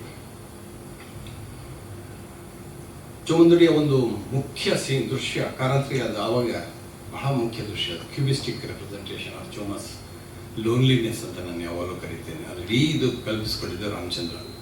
ಕಾರಂತರಿಗೆ ಅದು ಅರ್ಥ ಆಗ್ತಾ ಇಲ್ಲ, ಯಾಕೆ ಇಷ್ಟು ಥರ ಮಾಡ್ತಾ ಇದ್ದೀರಾ, ಯಾಕಿದು ಈ ಕಡೆಯಿಂದ ಟ್ರಾಲಿ ಆಗುತ್ತೆ ಕ್ಯಾಮ್ರಾ, ಆ ಕಡೆಯಿಂದ ಟ್ರಾಲಿ ಆಗುತ್ತೆ, ಆ ಕಡೆ ಬೇರೆ ಹಳ್ಳ ಇದೆ, ಅದರ ಮೇಲೆ ಸ್ಕೂಲ್ ಬೆಚ್ಚೆಲ್ಲ ತರಿಸಿ ಒಂದು ಅಟ್ಟಣಿಗೆ ಮಾಡಿ ಅದ್ರ ಮೇಲೆ ಟ್ರಾಲಿ ಹಾಕಿದ್ರು ರಾಮಚಂದ್ರ.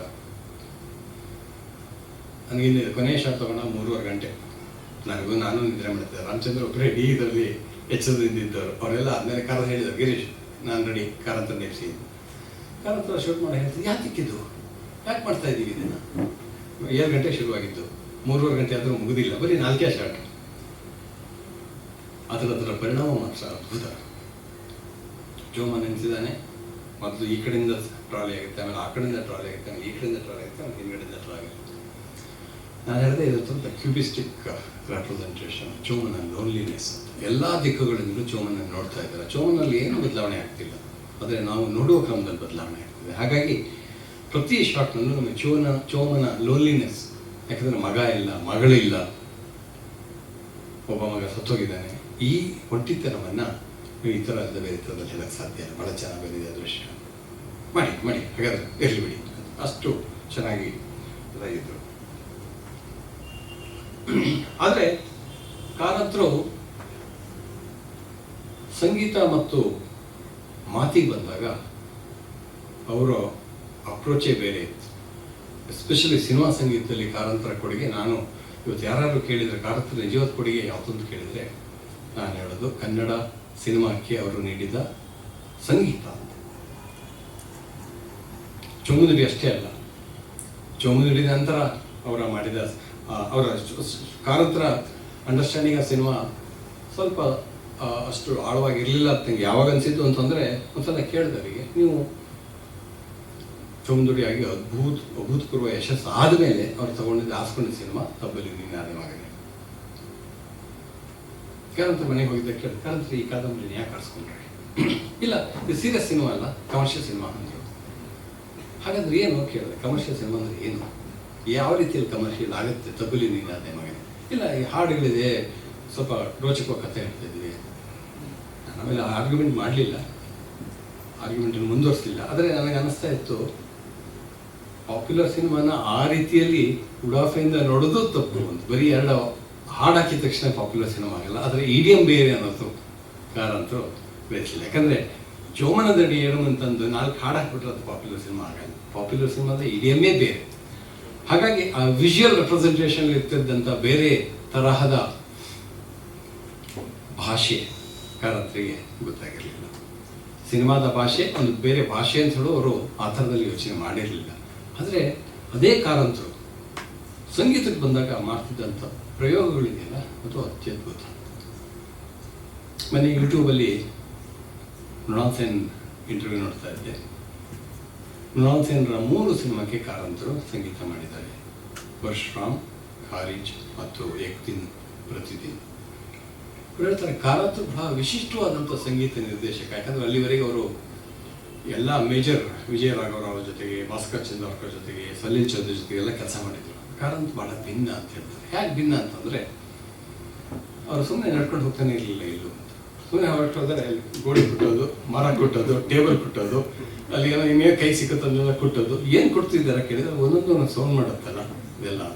ಹಾಗಾಗಿ ಅವರ ಸಂಗೀತ ನಿರ್ದೇಶಕ ಅಲ್ಲ, ಸೌಂಡ್ ಮ್ಯಾನ್ ಅಂತಂದ್ರು.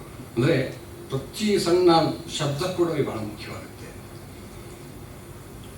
ಹಾಗಾಗಿ ಆ ಕಾರಂತರು ಸಂಗೀತದಲ್ಲಿ ಒಂದು ಹೊಸತನ ತಂದ್ರಲ್ಲ, ಅದು ಬಹಳ ವಿಶಿಷ್ಟ ಅಂತ ತಿಳ್ಕೊಂಡಿದ್ದಾರೆ. ಅಂತ ಕಾರಂತರೇ ನಾವು ಸೌಂಡ್ನಲ್ಲಿ ಸಿಂಕ್ರನಸ್ ಸೌಂಡ್ ಅಂತೀವಿ. ಅಂದರೆ ಯಾವಾಗ ದೃಶ್ಯದಲ್ಲಿ ನೋಡೋದನ್ನೇ ಸೌಂಡು ರಿಪೀಟ್ ಮಾಡೋದು ಸಿಂಕ್ರನಸ್ ಆಗುತ್ತೆ. ಯಾವ್ದು ಮಾಡಲು ಅದನ್ನು ಅಸಿಂಕ್ರನಸ್ ಸೌಂಡ್ ಅಂತೀವಿ. ಅಸಿಂಕ್ರನಸ್ ಸೌಂಡ್ ಕೆಲವು ಸಲ ಕಾಮೆಂಟೇಟಿವ್ ಆಗುತ್ತೆ. ಅಂದರೆ ನಾವೇನು ನೋಡ್ತೀವಿ ಅದ್ರ ಕಾಮೆಂಟ್ ಮಾಡುತ್ತೆ.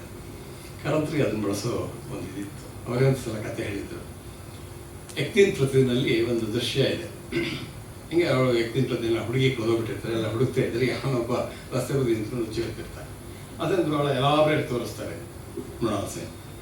ಕಾಮೆಂಟ್ ಮಾಡಬೇಕಲ್ಲ ಸ್ಥಿತಿ ಬಗ್ಗೆ. ಅದು ಒಂದು ತಕ್ಷಣ ಕಾರಂತರು ಇಲ್ಲಿ ಮ್ಯೂಸಿಕ್ ಬೇಕು ಅಂತ ಅಮಾರ್ ಸೋನಾರ್ ಬಾಂಗ್ಲಾ ಬಾರಿಸಿದ್ರು. ಮೃಣಾಲ್ ಸೇನ್ ಸಿಟ್ಟು ಬಂದ್ಬಿಡ್ತಂತೆ.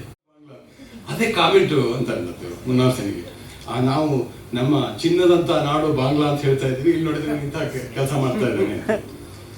ಮೃಣಾಲ್ ಸೇನ್ ಕಿತ್ತಾಕಿದ್ರು ಅದು ಸಿನಿಮಾನ. ಅದಕ್ಕೆ ಮೃಣಾಲ್ ಸೇನ್ ಆ ಥರ ಹೊಗಳಿದ್ರೆ ಇವರು ಮೃಣಾಲ್ ಸೇನಿಗೆ ಆ ಥರದ ಸೌಂಡಿನ ಪ್ರಯೋಗಗಳೇ ಗೊತ್ತಿಲ್ಲ ಅಂತ ಇವ್ರು ಹೇಳ್ತಾ ಇದ್ರು. ಕಾರಂತರ ಥರದಲ್ಲಿ ಸೌಂಡಿನ ಸ್ಟ್ರಕ್ಚರಿಂಗ್ ಆಫ್ ಅವ್ರು ಮ್ಯೂಸಿಕ್ ಮಾಡಿದಾಗಲೂ ಸ್ಟ್ರಕ್ಚರ್ ಚೆನ್ನಾಗಿ ಮಾಡ್ತಾ ಇದ್ರು, ಇದು ಮಾಡಿದಾಗಲೂ ಚೆನ್ನಾಗಿ ಮಾಡ್ತಾ ಇದ್ರು. ಘಟ್ಸಾದದಲ್ಲಿ ಮೇಷ್ಟ್ರು ಬಂದಾಗೆಲ್ಲ ಚೆಂಡೆ ಬರ್ತಿತ್ತು. ನಾನು ಜ್ವರ ತೋರಿಸಿದಾಗ ಯಾರೊಬ್ಬರು ದೊಡ್ಡ ಸಾಹಿತಿ ಕಾಮೆಂಟ್ ಮಾಡಿದ್ರು, ಆಮೇಲೆ ಮೇಷ್ಟ್ರು ಚಂಡೆ ಕಟ್ಕೊಂಡೇ ಬರ್ತಾನ, ಬಂದಾಗೆಲ್ಲ ಚಂಡೆ ಬರುತ್ತೆ. ಅದು ಹಾಗಲ್ಲ. ಕಾರಂತರು ನಾನು ಸಂಗೀತ ಮಾಡಿ ಅಂತ ಹೇಳಿದಾಗಲೇ ಅವರು ಒಂದು ರೀತಿಯಲ್ಲಿ ಹೇಳಿದರು, ಉಡುಪರು ಯಮನಕ್ಕ ನಾಯಕಿ, ಅಂದರೆ ಉಡುಪರು ಅವಳ ತಂದೆ ವೇದ ಪಾರಂಗದ ಬಹಳ ದೊಡ್ಡ ವಿದ್ವಾಂಸ, ನಾನು ಅವನಿಗೆ ವೀಣೆ ಬಾರಿಸ್ತೀನಿ. ಯಮನಕ್ಕನ ಅಸಹಾಯಕತೆ ನಾನು ಫ್ಲೂಟಲ್ಲೇ ನುಡಿಸ್ತೀನಿ. ಇವನು ಚಂಡೆ, ಯಾಕಂದ್ರೆ ಒಂಥರ ವೇಷಧಾರಿ ಚಂಡೆ, ಮಕ್ಕಳು ಕಂಜರ. So it's a design behind it. ಮೇಷ್ಟ್ರು ಬಂದಾಗೆಲ್ಲ ಏನು ಚಂಡೆ ಕಟ್ಕೊಂಬರ್ತಾನ ಅಂತ ಅಲ್ಲ, ಅದ್ರ ಹಿಂದೆ ಒಂದು ಉದ್ದೇಶ ಇದೆ. ಅದ್ರ ಹಿಂದೆ ಆ ಉದ್ದೇಶದಲ್ಲಿ ಒಂದು ಪಾಲಿಟಿಕ್ಸ್ ಇದೆ. ಏನೋ ಹೇಳ್ತಾ ಇದ್ದೀನಿ ನಾನು. ಆ ಥರದ ಸ್ಪಷ್ಟ ಕಲ್ಪನೆ ನಾನು ಆನಂತರೂ ಕೆಲವು ನಿರ್ದೇಶಕರ ಜೊತೆ ವರ್ಕ್ ಮಾಡಿದ್ದೀನಿ, ಮುಂಚೆನೂ ಕೆಲವು ನಿರ್ದೇಶಕರ ಜೊತೆ ವರ್ಕ್ ಮಾಡಿದ್ದೀನಿ. ಆ ಥರದಲ್ಲಿ ಸಿನಿಮಾವನ್ನು ಕಥೆಯನ್ನು ಗ್ರಹಿಸ್ತಿರಲಿಲ್ಲ. ಐಸಾಕ್ ಥಾಮಸ್ ಅಂತ ಈಗೊಬ್ಬ ನಿರ್ದೇಶಕ, ಅವನೇ ಫಿಲ್ಮ್ ಇನ್ಸ್ಟಿಟ್ಯೂಟ್, ಅವನಿಗೆ ಸ್ಪಷ್ಟವಾಗಿ ಇದ್ರ ಕಲ್ಪನೆ ಇಲ್ಲ. ಆದರೆ ಉಳಿದ ಸಂಗೀತ ನಿರ್ದೇಶಕರು, ಒಬ್ಬ ಸಂಗೀತ ನಿರ್ದೇಶಕರನ್ನ ನಾನು ಕೇಳಿದೆ, ಯಾಕೆ ಆ ಥರದ ಮ್ಯೂಸಿಕ್ ಬಾರಿಸ್ತಾ ಇದ್ದೀರಾ? ಇಲ್ಲ, ಅದು ಸೀನ್ ಭಾಳ ಸ್ಲೋ ಇದೆ, ನಾನು ಫಾಸ್ಟ್ ಮಾಡ್ತಾ ಇದ್ದೀನಿ. ನನಗೆ ಸಂಗೀತದ ಉದ್ದೇಶ ಅದಲ್ಲ, ನೀವು ಏನಿದೆಯೋ ಅದನ್ನು ನೀವು ಕಾಮೆಂಟ್ ಮಾಡಬೇಕು ಹೊರತು ಅದು ಪೂರಕ ಮಾಡೋದಲ್ಲ. ಕಾರಂತರಿಗೆ ಅದು ಕಲ್ಪನೆ ಇತ್ತು, ಬಹಳ ಒಳ್ಳೆಯ ಕಲ್ಪನೆ ಇತ್ತು. ಹಾಗಾಗಿ ನಾನು ಯಾವತ್ತೂ ಹೇಳೋದು, ಕಾರಂತರ ಸಂಗೀತ ಏನಿದೆ ಅದು ಅದ್ಭುತವಾದದ್ದು, ಕೇಳಲಿಕ್ಕೆ ಇಂಪಾಗಿರ್ತಿರ್ಲಿಲ್ಲ. ಅಲ್ಲಿ ತನಕ ಬಂದ ಎಲ್ಲ ಸಂಗೀತ ನಿರ್ದೇಶಕರ ಕೇಳಿ ಅವ್ರ ಉದ್ದೇಶ ಏನಿತ್ತು ಅಂತ ಇಂಪಾದ ಹಾಡುಗಳನ್ನು ಸಂಯೋಜಿಸೋದು, ಇಂಪಾದ ಶಬ್ದಪಟ್ಟಿಯನ್ನು ಸಂಯೋಜಿಸೋದು. ಸಂಗೀತ ಅಂತಂದರೆ ಬರೀ ಇಂಪಾದ ರಾಗಕ್ಕೆ ಮಾತ್ರ ಕೇಳೋದ? ಸಂಗೀತ ಅಳವಡಿಸುವಾಗಲೇ ಅದರಲ್ಲೂ ಒಂದು ತಾತ್ವಿಕ ಪರಿವೇಶ ಇರಬೇಕು. ಕಾರಂತರಿಗೆ ಆ ತಾತ್ವಿಕ ಪರಿವೇಶ ನಮಗೆ ಕೊಟ್ಟಿರುವಂಥ ದೊಡ್ಡ ಕಾಣಿಕೆ ಅಂತ ನಾನು ತಿಳ್ಕೊಂಡಿದ್ದೀನಿ. ಕಾಡು ಮಾಡಿದಾಗ ಯಾವುದೇ ಅಲ್ಲಿಯ ತನಕ ಜನಪ್ರಿಯ ಅಲ್ಲದ, ಪ್ರಚಲಿತ ಇಲ್ಲದ ವಾದ್ಯಗಳನ್ನ ಇಟ್ಕೊಂಡು ಅವರು ಸಂಗೀತ ಮಾಡಿದ್ರು. ಅಲ್ಲಿ ತನಕ ಸಂಗೀತ ನಿರ್ದೇಶಕರು ಒಂದು 25 ವಯಲಿನ್ನು, ಒಂದು 2-3 ವೀಣೆ, ಒಂದಷ್ಟು ಸಿತಾರು, ಒಂದಷ್ಟು ತಬಲಾ ಹೀಗೆಲ್ಲ ಆರ್ಡರ್ ಮಾಡ್ತಿದ್ದಾರೆ. ಕಾರಂತದ್ದೆಲ್ಲ ಬಿಟ್ಟಾಕಿ ಫೋಕ್ ಇನ್ಸ್ಟ್ರೂಮೆಂಟ್ಗಳನ್ನು ಇಟ್ಕೊಂಡೇ ಮಾಡಿದ್ರು. ಒಬ್ಬ ಮ್ಯೂಸಿಕ್ ಡೈರೆಕ್ಟರ್ ಬಗ್ಗೆ ಭಾಳ ಕಾಮೆಂಟ್ ಮಾಡಿದೆ, ಏನು ಕರ್ಕಶವಾಗಿ ಬರ್ತಿದ್ದಾರೆ ಸಂಗೀತ. ಕರ್ಕಶ ಅಲ್ಲ ಅಂತ ನನ್ನ ಆರ್ಗ್ಯುಮೆಂಟ್. ಅದರ ಪಾಲಿಟಿಕ್ಸಿನ ಅರ್ಥ ಮಾಡ್ಕೊಳ್ಳಿ. ಯಾಕೆ ಅಂತಂದರೆ, ನೀವು ಯಾವುದೇ ಜಾತಿಯ, ಯಾವುದೇ ಜನಾಂಗದ, ಯಾವುದೇ ವರ್ಗದ, ಯಾವುದೇ ಸಾಮಾಜಿಕ ಸ್ಥಿತಿಯ ಜನಗಳ ಬಗ್ಗೆ ಮಾತನಾಡುವಲ್ಲೂ ನೀವು ಒಂದೇ ಥರದ ಸಂಗೀತ ಕೊಡ್ತಾ ಇದ್ದೀರ. ಕಾರಂತರು ಅದನ್ನು ಮಾಡ್ತಾ ಇಲ್ಲ. ಆ ಜನಗಳು ಬಾರಿಸುವ ಸಂಗೀತ ಏನಿದೆ, ಅದರ ಲಯ ಏನಿದೆ, ಅದರ ಸ್ವರೂಪ ಏನಿದೆ, ಅದನ್ನ ಹಿಡ್ಕೊಂಡು ಸಂಗೀತವನ್ನು ಸಂಯೋಜಿಸಿ ನಿಮಗೆ ಕೇಳುವ ಹಾಗೆ ಮಾಡ್ತಾ ಇದ್ರು. ಅಲ್ಲಿಯ ತನಕ ಯಾವ ವಾದ್ಯಗಳನ್ನು ನಾವು ಸಿನಿಮಾದಲ್ಲಿ ಬಳಸ್ತಾ ಇರಲಿಲ್ವೋ ಆ ವಾದ್ಯಗಳನ್ನೆಲ್ಲ ಮುನ್ನೆಲೆಗೆ ತಂದು, ಯಾವ ವಾದ್ಯಗಳು ಪ್ರಚಲಿತವಾಗಿತ್ತು ಅದನ್ನೆಲ್ಲ ಹಿನ್ನೆಲೆಗೂ ಅಲ್ಲ ಹೊರಗೆ ಹಾಕ್ಬಿಟ್ರು. ನನ್ನ ದೃಷ್ಟಿಯಲ್ಲಿ ದೊಡ್ಡ ಒಂದು ಕ್ರಾಂತಿಕಾರಕ ಬದಲಾವಣೆ ಅಂತ. ಯಾಕಂತಂದ್ರೆ ನಮ್ಮ ಗ್ರಹಿಕೆ ಮತ್ತು ನಮ್ಮ ನೋಡುವ ಕ್ರಮ ನಮ್ಮ ಕೇಳೋದ್ರ ಮೇಲೂ ಅವಲಂಬಿಸಿರುತ್ತೆ. ಯಾವುದೋ ಒಂದು ತಾರ್ಶಾಯನ ಅಂತಾರಲ್ಲ, ಶ್ರಾವಣ ಹತ್ತಿಯಾರ ಅಂತಾರಲ್ಲ, ಅದು ಕೇಳೋದಕ್ಕೂ ವೀಣೆ ಕೇಳೋದಕ್ಕೂ ವ್ಯತ್ಯಾಸ ಇದೆ. ವೀಣೆ ಕೇಳಿದಾಗ ನಾವು ಆಹ್ಲಾದಕರವಾಗಿದೆ, ಬಹಳ ಚೆನ್ನಾಗಿದೆ ಅಂತೀವಿ. ಅದರ ಹಣಕ್ಕೆ ಏನೋ ಕುಯ್ ಕುಯ್ ಅಂತ ಬಾರ್ತನಪ್ಪ, ಅದು ಕುಯ್ ಕುಯ್ ಅಲ್ಲ, ನಿಮಗೆ ಕುಯ್ ಕುಯ್, ಅವನಿಗೆ ಅದೇ ಆಹ್ಲಾದಕರ. ನಾನು ತೆರೆ ಮೇಲೆ ಯಾವ ಜನಾಂಗವನ್ನು ತೋರಿಸ್ತಾ ಇದ್ದೀನೋ ಅದಕ್ಕೆ ಅದು ಆಹ್ಲಾದಕರ. ಅವನಿಗೆ ನಾನು ವೀಣೆ ಹಾಕಿದರೆ ನಾನು ಸುಳ್ಳು ಹೇಳ್ತಾ ಇದ್ದೀನಿ ಮತ್ತು ನಾನು ಸರಿಯಾದ ರೀತಿಯಲ್ಲಿ ಗ್ರಹಿಸ್ತಾ ಇಲ್ಲವ ಅನ್ನೋ ಸ್ಪಷ್ಟತೆ ಅವರಿಗಿತ್ತು. ಅದು ಬಹಳ ಚೆನ್ನಾಗಿ ಬಂದಿದ್ದು, ಕಾಡೋಗಿಂತಲೂ ಬಹಳ ಚೆನ್ನಾಗಿ ಬಂದಿದ್ದು ಚೋಮುಂದುಡಿ. ಚೋಮುಂದುಡಿಯ ಸಹ ನಿರ್ಮಾಣ ನಿರ್ವಾಹಕರಾಗಿದ್ದಂತೆ ಎಸ್.ಎಲ್. ಭಟ್ರು ಒಂದು ಮಾತು ಹೇಳಿದರು, ಅಲ್ಲ ರೀ, ಒಂದು ಪಾಡದನ ಹಾಡ್ಬಿಟ್ಟು ನಮ್ಮನ್ನೆಲ್ಲ ಅಳಿಸ್ಬಿಡ್ತಾರೆ. ನನಗೆ ಬಹಳ ಒಳ್ಳೆಯ ಸ್ಟೇಟ್ಮೆಂಟಾಗಿ ಕಾಣಿಸ್ತು. ಯಾಕಂದ್ರೆ ಅಲ್ಲಿ ತನಕ ಪಾಡ್ದನ ಅಂದರೆ ಏನೋ ಒಂದು ಸಂಗೀತ ಅಂತಿದ್ದ ತಿಳ್ಕೊಂಡಿದ್ದ ಎಲ್ಲರೂ ತಿಳ್ಕೊಂಡಿದ್ದಂಥ ಕಾಲದಲ್ಲಿ ಡಿ ವಿ ಕಾರಂತರು ಒಂದು ಪಾಡದನವನ್ನು ಇಟ್ಕೊಂಡು ಅದನ್ನು ಸ್ವಲ್ಪ ಸ್ಟ್ರೆಚ್ ಮಾಡಿ ಅದರಲ್ಲಿ ಒಂದು ಅಳುವ ಒಂದು ತರಹದ ಒಂದು ಧ್ವನಿಯನ್ನು ತಂದು ಹಾಡ್ತಾರೆ. ಅದನ್ನು ಕಾರಂತರೇ ಹಾಡಿದ್ದಾರೆ. ಅದು ಚೆನ್ನಿಯ ಸತ್ತಾಗ ಹಾಡ್ತಾರೆ. ನಾನು ಒಳ್ಳೆ ಹಾಡುಗಾರಲ್ಲ, ಹಾಗೆ ಹಾಡಿ ತೋರಿಸೋದಿಲ್ಲ. ಯಾಕಂದ್ರೆ ತುಂಬ ಚೆನ್ನಾಗಿದ್ದ ಪರಿಣಾಮಕಾರಿಯಾಗಿತ್ತು ಅಂತ ಹೇಳಿ ನಾನು ಹಾಡ್ಬಿಟ್ಟು ಇಷ್ಟು ಕರ್ಕಶವಾಗಿತ್ತು ಅಂತ ತಿಳ್ಕೊಳ್ಬೇಡಿ. ಬಹಳ ಪರಿಣಾಮಕಾರಿಯಾದಂಥ ದೃಶ್ಯ. ಆ ತರಹದಲ್ಲಿ ಇಡೀ ಚೌಮುಂದುಡಿ ನೋಡಿ, ನಿಮಗೆ ಸುಶಿಕ್ಷಿತ ವಿತಿನ್ ಕೋಡ್ಸ್ ಅನ್ನುವಂಥ ಯಾವ ವಾದ್ಯಗಳು ಇಲ್ಲ. ಅದಕ್ಕೆ ಅರ್ಷದಕ್ಕೆ ಬಂದಾಗ ಅವರು ವೀಣೆ ಬಾರಿಸ್ತೀನಿ ಅಂತಾರೆ. ಅದ್ರ ಚೌಮುಂದುಡಿಗೆ ವೀಣೆ ಹಾಕಲ್ಲ. ಅದು ಬರೀ ಇನ್ಸ್ಟ್ರೂಮೆಂಟ್ ಅಲ್ಲ, ನನಗೆ ಅದ್ರ ಹಿಂದೆ ಒಂದು ಪಾಲಿಟಿಕ್ಸ್, ಅದರ ಹಿಂದೆ ಒಂದು ಜೀವನವನ್ನ ಗ್ರಹಿಸುವ, ನೋಡುವ ಮತ್ತು ತೋರಿಸುವ ಒಂದು ಹಠ ಇದೆ. ಆ ಹಠ ಇದರಲ್ಲಿ ಪಾಡ್ದನ ಯಾರು ಉಪಯೋಗಿಸ್ತಾರೆ ಅಲ್ಲಿ ತನಕ?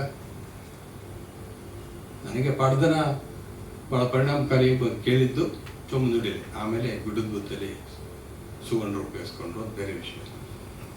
ಆದರೆ ಒಂದು ಪಾಡ್ದನವನ್ನ ಇಲ್ಲಿ ಸುವರ್ಣ ಅದನ್ನು ಯಥಾವತ್ತಗೊಳಿಸಿದ್ರು. ಆದರೆ ವಿವೇಕಾನಂದರು ಆ ಪಾಠದನ್ನ ತಗೊಂಡು ಅದನ್ನು ಮರು ವಿನ್ಯಾಸ ಮಾಡಿ ಹಾಡೋದ್ರ ಮೂಲಕ ಒಂದು ಪರಿಣಾಮವನ್ನು ಹೇಗೆ ಹೆಚ್ಚಿಸಬಹುದು ಅದಷ್ಟೇ ತೋರಿಸಿದ್ದಲ್ಲ, ಆ ಪಾಠದನ್ನ ಹಿಂದಿರುವ ಒಂದು ಧಾರ್ಮಿಕ ನಂಬಿಕೆ, ಪಾಠದನ್ನ ಹುಟ್ಟುವ ಯಾವ ಸಂಸ್ಕೃತಿ ಇದೆಯೋ ಅದನ್ನು ನಾವು ಒಂದು ರೀತಿಯಲ್ಲಿ ವಿತಿನ್ ಕೋಡ್ಸ್ ತಾಳಿಕೊಳ್ಳುವ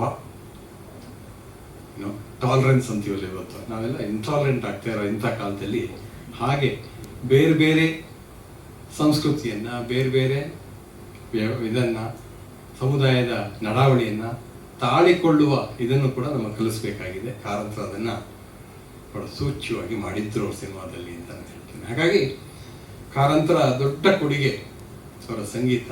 ಅದರ ಬಗ್ಗೆ ಬಹಳ ದೊಡ್ಡದಾಗಿ ಅವರು ರಂಗಭೂಮಿಗೆ ಎಷ್ಟು ಒಳ್ಳೆಯ ಕೊಡುಗೆಯನ್ನು ಕೊಟ್ಟಿದ್ರು ಸಂಗೀತದಲ್ಲಿ, ಅಷ್ಟೇ ದೊಡ್ಡ ಕೊಡುಗೆ ಅವರು ಸಿನಿಮಾಕ್ಕೂ ಕೊಟ್ಟಿದ್ದಾರೆ. ಅದನ್ನು ಇಟ್ಕೊಂಡು ನಾವು ಯಾರು ವ್ಯಾಖ್ಯಾನ ಮಾಡಬೇಕಾಗಿದೆ, ಇದು ಮಾಡಬೇಕಾಗಿದೆ, ವಿಶ್ಲೇಷಣೆ ನಡೆಸಬೇಕಾಗಿದೆ. ರಂಗಭೂಮಿಯಲ್ಲಿ ಪದಗಳನ್ನು ಒಡೆಯೋದ್ರ ಮೂಲಕ ಅವರು ಹೇಗೋ ಒಂದು ಸಂಗೀತವನ್ನು ಸೃಷ್ಟಿ ಮಾಡ್ತಿದ್ರಲ್ಲ ಹೊಸ ರೀತಿಯಲ್ಲಿ, ಆ ಪದವನ್ನು ಗ್ರಹಿಸುವ ಅದೇ ರೀತಿಯಲ್ಲಿ ಇಲ್ಲಿ ಸಿನಿಮಾದಲ್ಲಿ ವಾದ್ಯಗಳನ್ನು ಬಳಸೋದ್ರ ಮೂಲಕ ಒಂದು ಹೊಸ ಅನುಭವವನ್ನು ಸೃಷ್ಟಿ ಮಾಡಿದರು. ಅದು ಕೇವಲ ಅನುಭವ ಅಲ್ಲ, ಆ ಅನುಭವದ ಹಿಂದೆ ಒಂದು ಜನಾಂಗ, ಒಂದು ಸಮುದಾಯ, ಒಂದು ಸಂಸ್ಕೃತಿ ಹೇಗೆ ಕೆಲಸ ಮಾಡುತ್ತೆ ಅಂತ ತೋರಿಸ್ಕೊಟ್ರು. ಹಾಗಾಗಿ ಕಾರಂತರ ದೊಡ್ಡ ಕೊಡುಗೆ ಸಂಗೀತ, ಅದನ್ನು ನಾವು ಮರುಕಣಿಸ್ಬೇಕಾಗಿದೆ.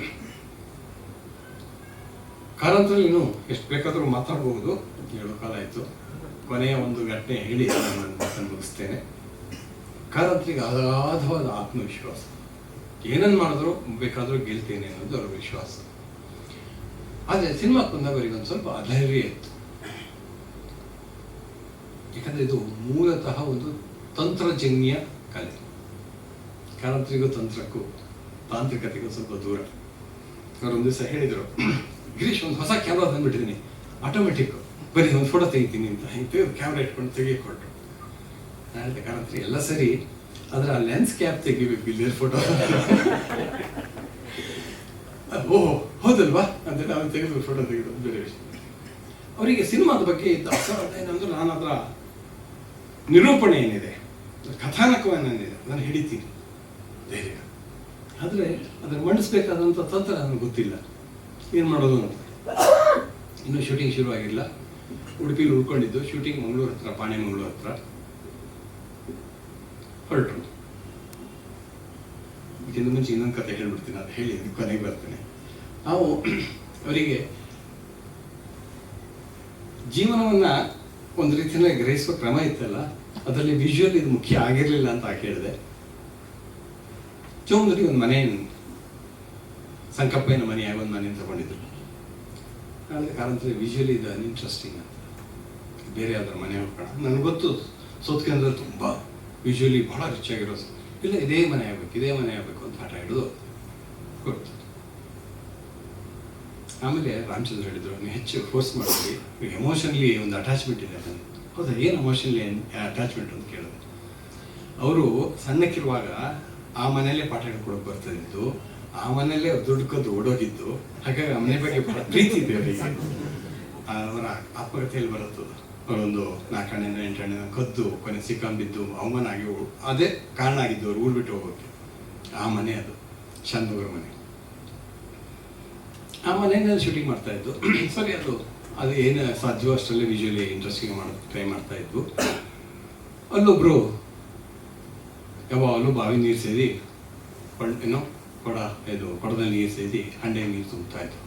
ಎಲ್ಲ ಶೂಟಿಂಗ್ ಆಗಿ ಪ್ಯಾಕಪ್ ಅಂದಮೇಲೆ ಕಾರಂತರ ಹೋಗ್ಬಿಟ್ಟು ಜೀಬಿಂದ ಕೈ ಹಾಕಿ ಒಂದು 2 ರೂಪಾಯಿ 5 ರೂಪಾಯಿ ಅವ್ರಿಗೆ ಕೊಟ್ಟು ಹೋಗ್ತಿದ್ರು. ಒಂದು ದಿವಸ ನೋಡ್ತಾ ಇದ್ದೆ, ಇದು ಏನಿದು, ಯಾಕೆ ಅವ್ರಿಗೆ ಕೊಡ್ತಾರೆ? ಬಿಡಿ ಸಿಕ್ತು, ಬಿಡಿ ತಗೊಂಡು ಯಾಕೆ ಹಿಂಗೆ ಕೊಡ್ತಾರೆ ಅಂತ. ಆಮೇಲೆ ಒಂದು ಸಹ ಕೇಳಿದೆ, ಯಾಕೆ ಕಾರಂತರ ಕೊಡ್ತಾ ಇದ್ದೀರಾ, ಏನು? ಅವನು ನನ್ನ ಅಣ್ಣ ಅಂತ. ಅವನಿಗೆ ಸ್ವಲ್ಪ ತಲೆ ಸರಿ ಇರಲಿಲ್ಲ. ಅವನ ಕೆಲಸ ಏನಂದರೆ ನೀರು ತುಂಬೋದು ಕೊಡಕ್ಕೆ. ಆಮೇಲೆ ನನಗೆ ಗೊತ್ತಾಯಿತು ಕಾರಂತರ ಇಡೀ ಕತೆ. ಅದ್ರ ಹಿಂದಿರೋದೇ ಅವ್ರ ಮನೆ. ಅವರ ತಾಯಿ ಇದ್ದರು, ತಂದೆ ಇದ್ದರು, ಅವ್ರನ್ನ ನೋಡ್ಕೊಂಡ್ಬಂದಿದ್ದು. ಆಗೊಂದು ಇಡೀ ಹೊಸ ಇದೇ ಕಥೆಯೇ ನನ್ನ ಮುಂದೆ ಕಟ್ಕೊಳ್ತು. ಕಾರಂತರ ಓಡೋಗ್ತಾ ಇದ್ದಿದ್ದು ಬಹುಶಃ ಕಾರಂತರ ಅಲ್ಲೇ ಓಡೋಗ್ಬಿಟ್ಕೊಂಡ್ಬಿಡ್ತಿದ್ರು. ಒಂದು ರೀತಿ ಅವ್ರು ಕದ್ದದ್ದು ಒಳ್ಳೇದೇ ಆಯಿತು ಅಂತ. ಸೊ ಇದು ಆ ಕತೆ. ಈಗ ನಾ ಇದಕ್ಕೆ ಬರ್ತೇನೆ. ಸೊ ಅಶೋಕ ಹೋಟ್ಲು ಉಡುಪಿಯಿಂದ ಹೊರಟು. ನಾನು ಅಲ್ಲೇ ಓದ್ದೋದ್ರಿಂದ ನನಗೆಲ್ಲ ರಸ್ತೆಗಳ ಪರಿಚಯ ಇತ್ತು. ಹೊರಟ ಕಾರು ಎಡಕ್ಕೆ ತಿರುಗುವುದು, ಬಲಕ್ಕೆ ತಿರುಗಿತು. ಬಲಕ್ಕೆ ಯಾಕೆ ತಿರುಗಿತು? ಎಡಕ್ಕೆ ಹೋಗಬೇಕಲ್ಲ, ನಾನು ಮಂಗಳೂರಿಗೆ ಹೋಗ್ಬೇಕಾದ್ರೆ. ಅದು ಬಲಕ್ಕೆ ಹೊರಟಿದ್ದೆ ಕಲ್ಸಂಗಕ್ಕೆ ಬಂತು. ಅದನ್ನು ಎಲ್ಲಿಂದ ಹೋಗ್ತಿದ್ದಾರೆ ಅಂತ ಕಲ್ಸಂಗದಲ್ಲಿ ಎಡಕ್ಕೆ ತಿರುಗಿತು ಪುನಃ. ಇದು ಯಾಕೆ ಎಡಕ್ಕೆ ತಿರುಗಿತು ಅಂತ ಯೋಚನೆ ಮಾಡಿದೆ. ಆಮೇಲೆ ಹೇಳಿದೆ, ಕರೆಕ್ಟ್ ತಪ್ಪು ದಾಸ್ತಿಯಲ್ಲಿ ಹೋಗ್ತಿದ್ವಿ ನಾವು, ಇದು ಮಲ್ಪೆಗೆ ಹೋಗೋ ರಸ್ತೆ ಅಂತ. ಹೌದು ಗೊತ್ತು ಅಂದರು. ಸರಿ, ಏನೋ ಗೊತ್ತಿಲ್ಲ. ಹಾಗಾದ್ರೆ ಸುಮ್ಮನಿದ್ದೆ. ನನಗೆ ಆ ಕಾರಲ್ಲಿ ನಾನು, ರಾಮಚಂದ್ರ ಮತ್ತು ಬನ್ಸಿ ಇತ್ತು ಹಿಂದೆ, ಮುಂದ್ಗಡೆ ಕಾರಂತರ ಕೂತಿದ್ರು ಡ್ರೈವರ್ ಪಕ್ಕ. ಹೋಯ್ತು, ಕಾರ್ ಮಾಲ್ಪೆನಲ್ಲಿ ನಿಂತವ್ರೆ. ಪಟ್ಟಂತ ಹಿಡಿದು ಪಟ್ಟ ಅಂತ ಪ್ಯಾಂಟನ್ನು ಹಿಂಗೆ ಮರ್ಚ್ಕೊಂಡು ಹೋಗಿ ಸಮುದ್ರದಲ್ಲಿ ಹಿಂಗೆ ಮಧ್ಯದಲ್ಲಿ ನಿಂತರು. ನನಗೆ ರಾಮಚಂದ್ರಿಗೆ ಏನು ಮಾಡಬೇಕು ಅಂತ ಗೊತ್ತಾಗಿಲ್ಲ. ಸೊ ನಾವು ಮೇಲಕ್ಕೆ ಪ್ಯಾಂಟ್ ಮಡ್ಸ್ಕೊಂಡು ನಿಂತು ಅವ್ರ ಹಿಂದೆ ಸುಮಾರು ಹೊತ್ತು ನಿಂತರು. ಸನ್ಸೆಟ್ ಆಗ್ತಿದೆ, ನೋಡಿದ್ರು. ಬನ್ನಿ ಹೋಗೋಣ, ವಾಪಸ್ ಹೊರಟು. ಏನು ಮಾಡಿದ್ರು ಅಂತ ಗೊತ್ತಾಗಿಲ್ಲ. ಆಮೇಲೆ ಎಷ್ಟೋ ಹೊತ್ತಾದ್ಮೇಲೆ ಕಾರಂತರ ಕೇಳಿದೆ, ಕಾರಂತರ ಏನು ಮಾಡಿದ್ದೀನಿ ನೀವು ಅಲ್ಲಿ? ಹಾಗೆ ಸಿನಿಮಾ ಮಾಡ್ತಾ ಇದ್ದೀನಿ, ಧೈರ್ಯ ಇಲ್ಲ. ಅದಕ್ಕೆ ಸಮುದ್ರ ಹೋಗಿ ನೋಡಿದೆ, ಅಲ್ಲಿ ದೊಡ್ಡ ಅಲೆನೂ ದಡ ಮುಟ್ಟುತ್ತೆ, ಸಣ್ಣ ಅಲೆನೂ ದಡ ಮುಟ್ಟುತ್ತೆ. ಹಂಗಂದ್ರೆ ಎಲ್ಲ ಅಲೆಗಳು ದಡ ಮುಟ್ಟುತ್ತೆ.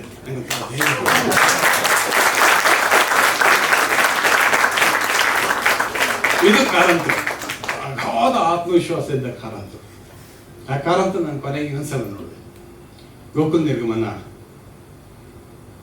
ಇಲ್ಲಿ ವಿನ್ಯಾಸಂಬಲ್ಲಿ ಪ್ರಯೋಗ ಅದ್ಭುತವಾಗಿತ್ತು.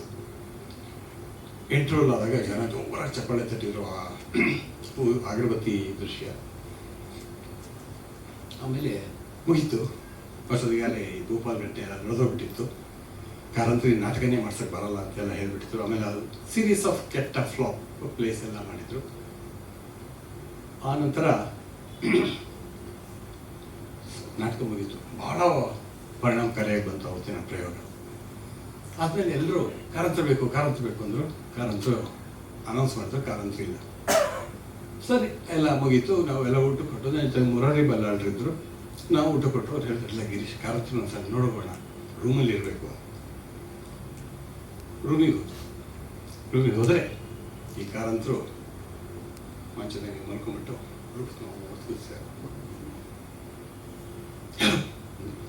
ಮುರಾರಿ ಬಲ್ಲ, ನಾನು ಗಿರೀಶ್ ಬಂದಿದ್ದೆ. ಏನು ಬಹಳ ಚೆನ್ನಾಗಿತ್ತು ಕಾರಂತ, ಅದ್ಭುತವಾಗಾಯಿತು ಅಂತ, ನೀವು ಎಲ್ಲ ಇರಬೇಕಿತ್ತು, ಎಲ್ಲ ಹೇಗೆ ತಕ್ಷಣ ಹೌದಾ ಹಂಗಂದ್ರೆ ನಾನು ನಾಟಕ ಮಾಡ್ಸಕ್ ಬರುತ್ತೆ ಅಂತೀರಾ ಇನ್ನು? ಈ ಕಾರಂತ ಎಂಥ ವ್ಯತ್ಯಾಸ ನೋಡಿ. ಆ ಕಾರಂತರ ಅಗಾಧ ಆತ್ಮವಿಶ್ವಾಸ ಇಲ್ಲಿದೆ. ಅದೇ ಕಾರಂತರು ಇವತ್ತು ಇಷ್ಟೆಲ್ಲ ಘಟನೆಗಳಾದ್ಮೇಲೆ ಹೇಗೆ ಆತ್ಮವಿಶ್ವಾಸ ಕಳ್ಕೊಂಡು ಒಬ್ಬ ಮನುಷ್ಯ ಆಗಿತ್ತು ಅನ್ನೋದು ನನಗಂತೂ ಬಹಳ ದುಃಖದ ವಿಷಯ.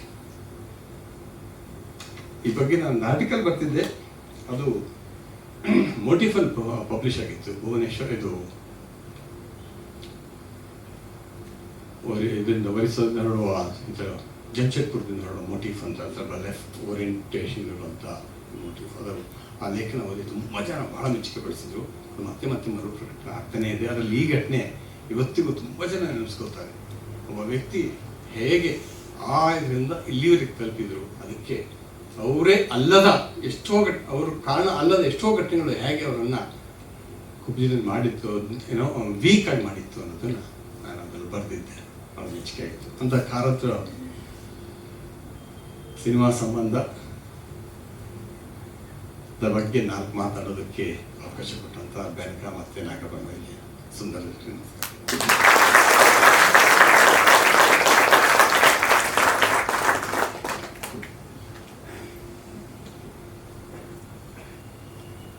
ನಿಮ್ಗೆ ಯಾರಿಗಾದ್ರೂ ಈಗ ನೇರವಾಗಿ ಏನಾದರೂ ಪ್ರಶ್ನೆಗಳು ಕೇಳೋದಾದ್ರೆ ಕೇಳಬಹುದು. ಪ್ರಶ್ನೆಗಳು ಚುಟುಕಾಗಿ ಚಿಕ್ಕದಾಗಿರಲಿ.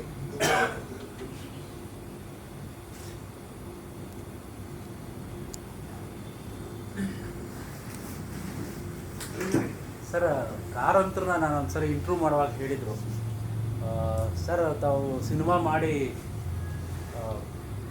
ರಾಷ್ಟ್ರಮಟ್ಟದ ಪ್ರಶಸ್ತಿ ತೊಗೊಂಡಿದ್ದೀರಾ, ಯಾಕೆ ಮತ್ತೆ ಮುಂದುವರಿಸಲಿಲ್ಲ ಅವರು?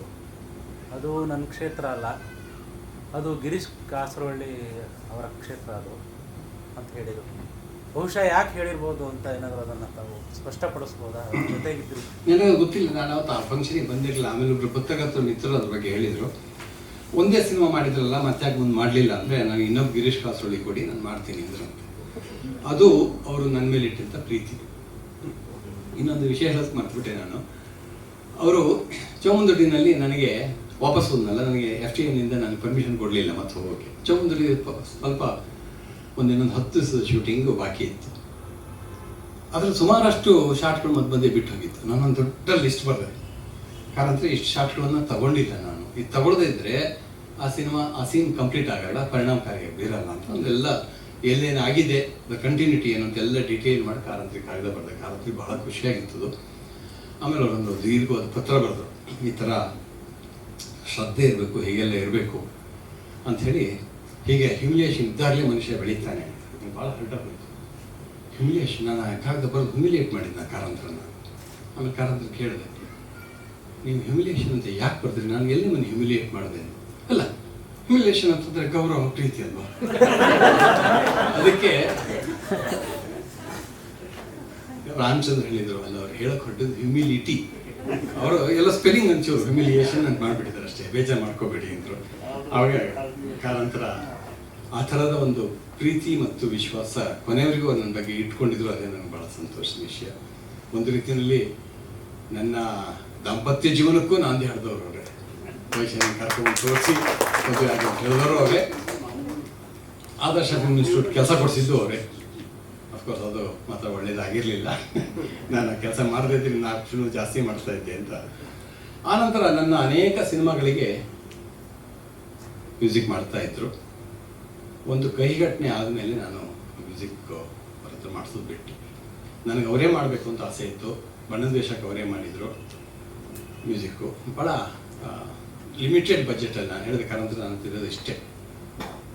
ಎಷ್ಟಿದೆ ಕೇಳಿದೆ. ನಾನು ಹೇಳಿದೆ ಏನೋ ಅನಾಹುತ ಆಗಿಬಿಟ್ಟು ಬರೀ ಒಂದು 5-6 ಸಾವಿರ ರೂಪಾಯಿ ಬಿಡುತ್ತೆ. 5-6 ಸಾವಿರಕ್ಕೆ ಹೆಂಗೆ ಮಾಡೋಕ್ಕಾಗುತ್ತೆ ಮ್ಯೂಸಿಕ್ಕು? ಅಷ್ಟೇ ಇರೋದು. ಇಲ್ಲ ನಾನು ಮ್ಯೂಸಿಕ್ ಸರಿ ಮಾಡಿಸ್ತೀನಿ ಅಂತ ಬರೀ ಚೆಂಡೆ ಇಟ್ಕೊಂಡು ಮಾಡಿದರು. ಅದಾದಮೇಲೆ 5,000 ಅವರಿಗೆಲ್ಲ ಕೊಟ್ಟೆ. ಆಮೇಲೆ ಒಂದು ಪ್ಯಾಕೆಟಲ್ಲಿ ಕೊಟ್ಟೆ. ಕಾರಂತರ ತೆಗೆದು ನೋಡಿದ್ರೆ, ಎಂದು ಸರ್ ನಿಮಗೆ ಸಂಬಳ ಇಷ್ಟು ಕೊಡ್ತಾ ಇದ್ದೀರಾ? ಮುಂಚೆ ಹೇಳಿದ್ರೆ ಅದನ್ನು ಮ್ಯೂಸಿಕ್ ಬೇರೆ ಆಗ್ತದೆ ಅಂತ ಕಾರಂತರು ಅಷ್ಟು ಪ್ರೀತಿಯಿಂದ ಇದು ಮಾಡ್ತಾಯಿದ್ರು. ನಾನು ಒಂದು ಥರದಲ್ಲಿ ನಿರ್ಬಿಡಿಯಿಂದ ಹೇಳ್ತಿದ್ದೆ, ಖುಷಿ ಆಗ್ತಿತ್ತು ಅವರಿಗೆ. 3 ದಾರಿಗಳು ಆದಮೇಲೆ ಸಂಗೀತ ಚೆನ್ನಾಗಿ ಬರಲಿಲ್ಲ ಕಾರಂತರೆ ಅಂದರೆ. ಯಾಕೆ ಏನಾಯಿತು? ಇಲ್ಲ, ತುಂಬ ಬ್ರೀದಿಂಗ್ ಸೌಂಡ್ ಬರ್ತಾ ಇದೆ, ಅಂದರೆ ಮೆಲೋಡಿಯಸ್ ಆಗಿಲ್ಲ ಟ್ಯೂನು. ಬ್ರೀದಿಂಗು ದೃಶ್ಯ ಭಾಳ ಒಂಥರ ಏನೋ ಇದು ಕೆರೆ ಹುಟ್ಟಿಸೋಂಗಿದೆಯಲ್ಲ, ಬ್ರೀದಿಂಗು ಹಾಡಾಕತ್ತಿ ಬಿಡಿ ಅಂದರೆ. ಇಲ್ಲ ಕಾರಂತ, ಹೌದು ಹಾಗಾಗಿ ಒಂದು ಕೆಲಸ ಮಾಡೋಣ, ಬೇರೆ ಟ್ಯೂನ್ ಮಾಡಿ ಕಳಿಸ್ತೀನಿ ಅಂದ್ರೆ ಅದಾಗಿಲ್ಲ. ಆಮೇಲೆ ಆನಂತರ ಅವರನ್ನು ನಾನು ಕ್ರೌಡ್ಯಕ್ಕೆ ಹಾಕ್ಕೊಂಡೆ. ಅಷ್ಟುಗಾಲೇ ಭಾಳ ಕೈಗೆ ಇದನ್ನೆಲ್ಲ ನೋವನ್ನು ಉಂಡಿದ್ರು ಅವರು. ಪ್ರೇಮ ಹೇಳಿದ್ರು, ಬೇಡ ಗಿರೀಶ್ ಅವ್ರಿಗೆ ಆಗಲ್ಲ ಅಂತ. ಆದರೂ ನಾನು ಕರ್ಕೊಂಡು ಹೋದೆ. ಬಟ್ ಅವತ್ತು ಅವ್ರಿಗೆ ಮಾಡೋಕ್ಕಾಗಲಿಲ್ಲ. 5 ಟ್ಯೂನು ಮಾಡಲಿಲ್ಲ. ಚಾಮುಂಡೇಶ್ವರಿ ಅವರು ಟ್ಯೂನ್ ಮಾಡ್ತಾ ಮಾಡ್ತಾ ನಿದ್ರೆ ಹೋಗ್ಬಿಡ್ತಿದ್ರು. ಎಲ್ಲರೂ ಕುಡ್ಕೊಂಬಂದ್ಬಿಟ್ಟಿದ್ದಾರೆ ಅಂತ ಮಾಡಿದ್ರು. ನನಗೆ ಮಾತ್ರ ಗೊತ್ತಿರೋದು ಕುಡ್ಕೊಂಬಂದಿದ್ದೆಲ್ಲ ಆ್ಯಂಟಿ ಡಿಪ್ರೆಷನ್ ಇದು ತಗೋತಾ ಇದ್ದಾರೆ ಅವರು ಅಂತ. ಆಮೇಲೆ ನಾನು ಅಂದ್ಕೊಂಡೆ, ಇಲ್ಲ ಕಂಟಿನ್ಯೂ ಮಾಡೋದು ಅವರಿಗೆ ದೊಡ್ಡ ಅವಮಾನ ಮಾಡಿದಾಗಿತ್ತು. ಕೊನೆಗೆ ನಾನು ಹೇಳಿದೆ, ಪ್ರೇಮ ಹತ್ರ ಹೇಳಿದೆ, ಪ್ರೇಮ ಇವತ್ತು ಇಲ್ಲ ಬೇಡ ಬರ ಏನೂ ಯೋಚನೆ ಮಾಡಬೇಡಿ ಅಂತ. ಕಾರಂತ್ರಿ ಹೇಳಿದೆ, ನಾನು ಬೇರೆ ಮ್ಯೂಸಿಕ್ ಡೈರೆಕ್ಟರ್ ಹಾಕ್ಬಿಡಿ ಅಂತ. ಆಮೇಲೆ ಆ ಸಿನಿಮಾವನ್ನು ಕಾರಂತ್ರಿಗೆ ಅರ್ಪಣೆ ಮಾಡಿದೆ ಅಷ್ಟೇ.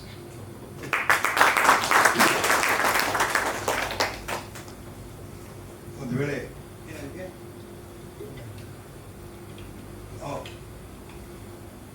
ಕಾಲಾಂತರ ಏನಾದರೂ ಅವತ್ತು ಸಂಕಪ್ಪ ಮನೆ ಅಂದ ಮನೆಯಲ್ಲಿ ಕಳ್ತನ ಮಾಡದೇ ಇದ್ರೆ ಇವತ್ತು ಅವರಲ್ಲಿ ಕಳ್ತನ ಮಾಡಿ ಡೆಲ್ಲಿಗೆ ಹೋದ್ರು. ಈಗ ಅವ್ರು ನಮ್ಮ ಹೃದಯನ ಕಳ್ತನ ಮಾಡಿಬಿಟ್ಟು ನಮ್ಮನ್ನ ಜೀವಂತವಾಗಿದ್ದಾರೆ. ರಂಗಭೂಮಿಗೆ ಕಾಲಾಂತರ ಹಾಗೂ ಸಿನಿಮಾಗೆ ಕಾಸರವಳ್ಳಿಯವರು ಕಾರಂತ ಕೈಯಲ್ಲಿ ಆಗದೇ ಇರೋ ಕೆಲಸವನ್ನ ಚಿತ್ರರಂಗದಲ್ಲಿ ಪ್ಯಾರಲ್ ಆಗಿ ಮಾಡ್ಕೊಂಡಂತ ಕಾಸರವಳ್ಳಿಯವರು ಅನೇಕ ಸಿನಿಮಾಗಳನ್ನ ಕೊಟ್ಟು ರಾಷ್ಟ್ರ ಪ್ರಶಸ್ತಿಯನ್ನ ಗಳಿಸಿದ್ದಾರೆ. ಒಂದು ಮಾತು ಆಡ್ತಾ ಅವರು ಸ್ವಲ್ಪ ಭಾವುಕರಾದ್ರು. ಅದು ಗೋಕುಲ ನಿರ್ಗಮನವನ್ನ ಹೇಳಿದ ಸಂದರ್ಭದಲ್ಲಿ ಆ ಮಾತು ಬಂತು. ಬಹುಶಃ ಕಾಲಾಂತರ ಜೀವನ ಕೂಡ ಹಾಗೆ ಅಂತಾನೆ ಅನ್ಕೊಂಡಿದ್ದೀನಿ. ಅವರ ಬಾಲ್ಯ ಹೈವದಂತರ ಇತ್ತು. ಅದಾದ್ಮೇಲೆ ಜೋಕುಮಾರ ಸ್ವಾಮಿ ಆದ್ರು ಅವರು. ಅದಾದ್ಮೇಲೆ ಸತ್ತೂರ್ನವರು ಕಟ್ಟಿದ್ರು, ಸಂಸ್ಥೆಯನ್ನು ಕಟ್ತಾ ಹೋದ್ರು. ಕೊನೆಗೆ ಗೋಪಾಲ್ ಆದ್ಮೇಲೆ ಅವ್ರಿಗೆ ನಿರ್ಗಮನ ಬೇಕಾಗಿತ್ತು, ಅದು ಗೋಕುಲ ನಿರ್ಗಮನ ಆಯಿತು. ಆದರೆ ಒಂದಂತೂ ಸತ್ಯ, ಈ ಒಂದು ವೇದಿಕೆ ಇದು ನಾವು ಇದನ್ನ ದಾಖಲಿಸಿ ಮುಂದಿನ ರಂಗಕರ್ಮಿಗಳಿಗೆ, ಯುವ ಜನಾಂಗಕ್ಕೆ ಇದನ್ನು ನಾವು ಅರ್ಪಿಸಬೇಕು ಅನ್ನೋ ಒಂದೇ ಕಾರಣದಿಂದ ಈ ಒಂದು ಉಪನ್ಯಾಸಗಳನ್ನು ಇಟ್ಕೊಂಡಿದ್ದೀವಿ. ನಮ್ಮ ಮುಂದಿನ ಗುರುವಾರ 9ನೇ ತಾರೀಕು ಇದೇ ವೇದಿಕೆಯಲ್ಲಿ ಮತ್ತೊಬ್ಬ ನಮ್ಮ ನಾ ದಾಮೋದರ್ ಶೆಟ್ಟಿಯವರು ಕಾರಾಂತ ಮತ್ತು ಮಂಗಳೂರು ಅನ್ನೋ ಒಂದು ಶೀರ್ಷಿಕೆ ಮೇಲೆ ಅವರೊಂದು ಉಪನ್ಯಾಸ ಕೊಡ್ತಾರೆ. ತಾವುಗಳೆಲ್ಲ ಈ ಕಾರ್ಯಕ್ರಮಕ್ಕೆ ಬಂದು ಇದನ್ನು ಯಶಸ್ವಿ ಮಾಡಿಕೊಟ್ಟಿದ್ದೀರಾ.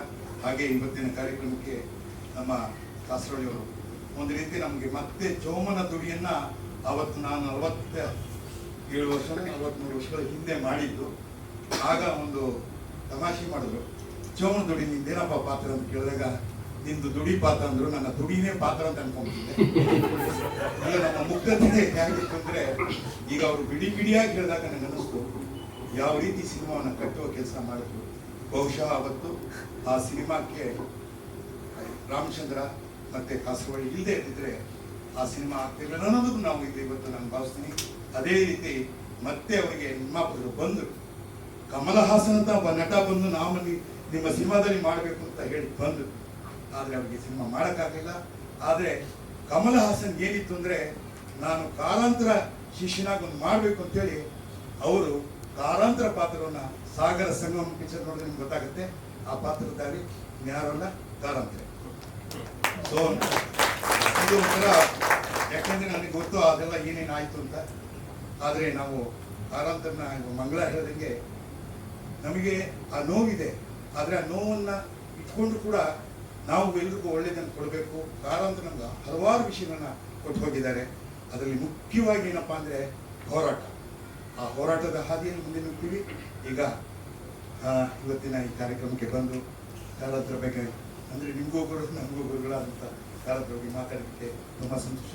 ಈಗ ನಮ್ಮ PS ನಾಗಭರಣ ಅವರು ಒಂದು ಕಿರುಕಾಣಿಕೆಯನ್ನು ಕಾಸರವಳ್ಳಿ ಕೊಡಬೇಕು ಕೇಳ್ತಾರೆ.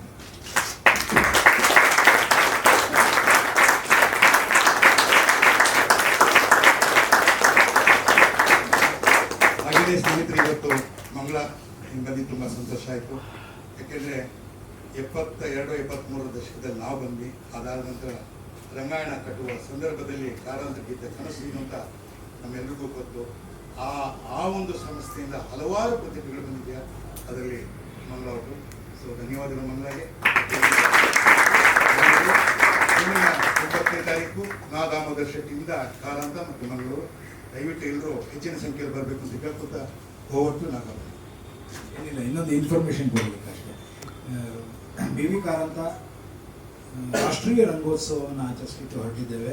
ಸೆಪ್ಟೆಂಬರ್ 11, 12, 13 ರವೀಂದ್ರ ಕಲಾಕ್ಷೇತ್ರದಲ್ಲಿ, ಸೆಪ್ಟೆಂಬರ್ 20, 21, 22 ರಂಗಶಂಕರದಲ್ಲಿ, 23ನೇ ತಾರೀಕು ಡಾಕ್ಟರ್ ರಾಜ್ ಭವನದಲ್ಲಿ ರಂಗಗೀತೆಗಳ ಉತ್ಸವ, ರಾಜ್ಯ ಮಟ್ಟದ ರಂಗಗೀತೆಗಳ ಉತ್ಸವ ನಡೀತಾ ಇದೆ.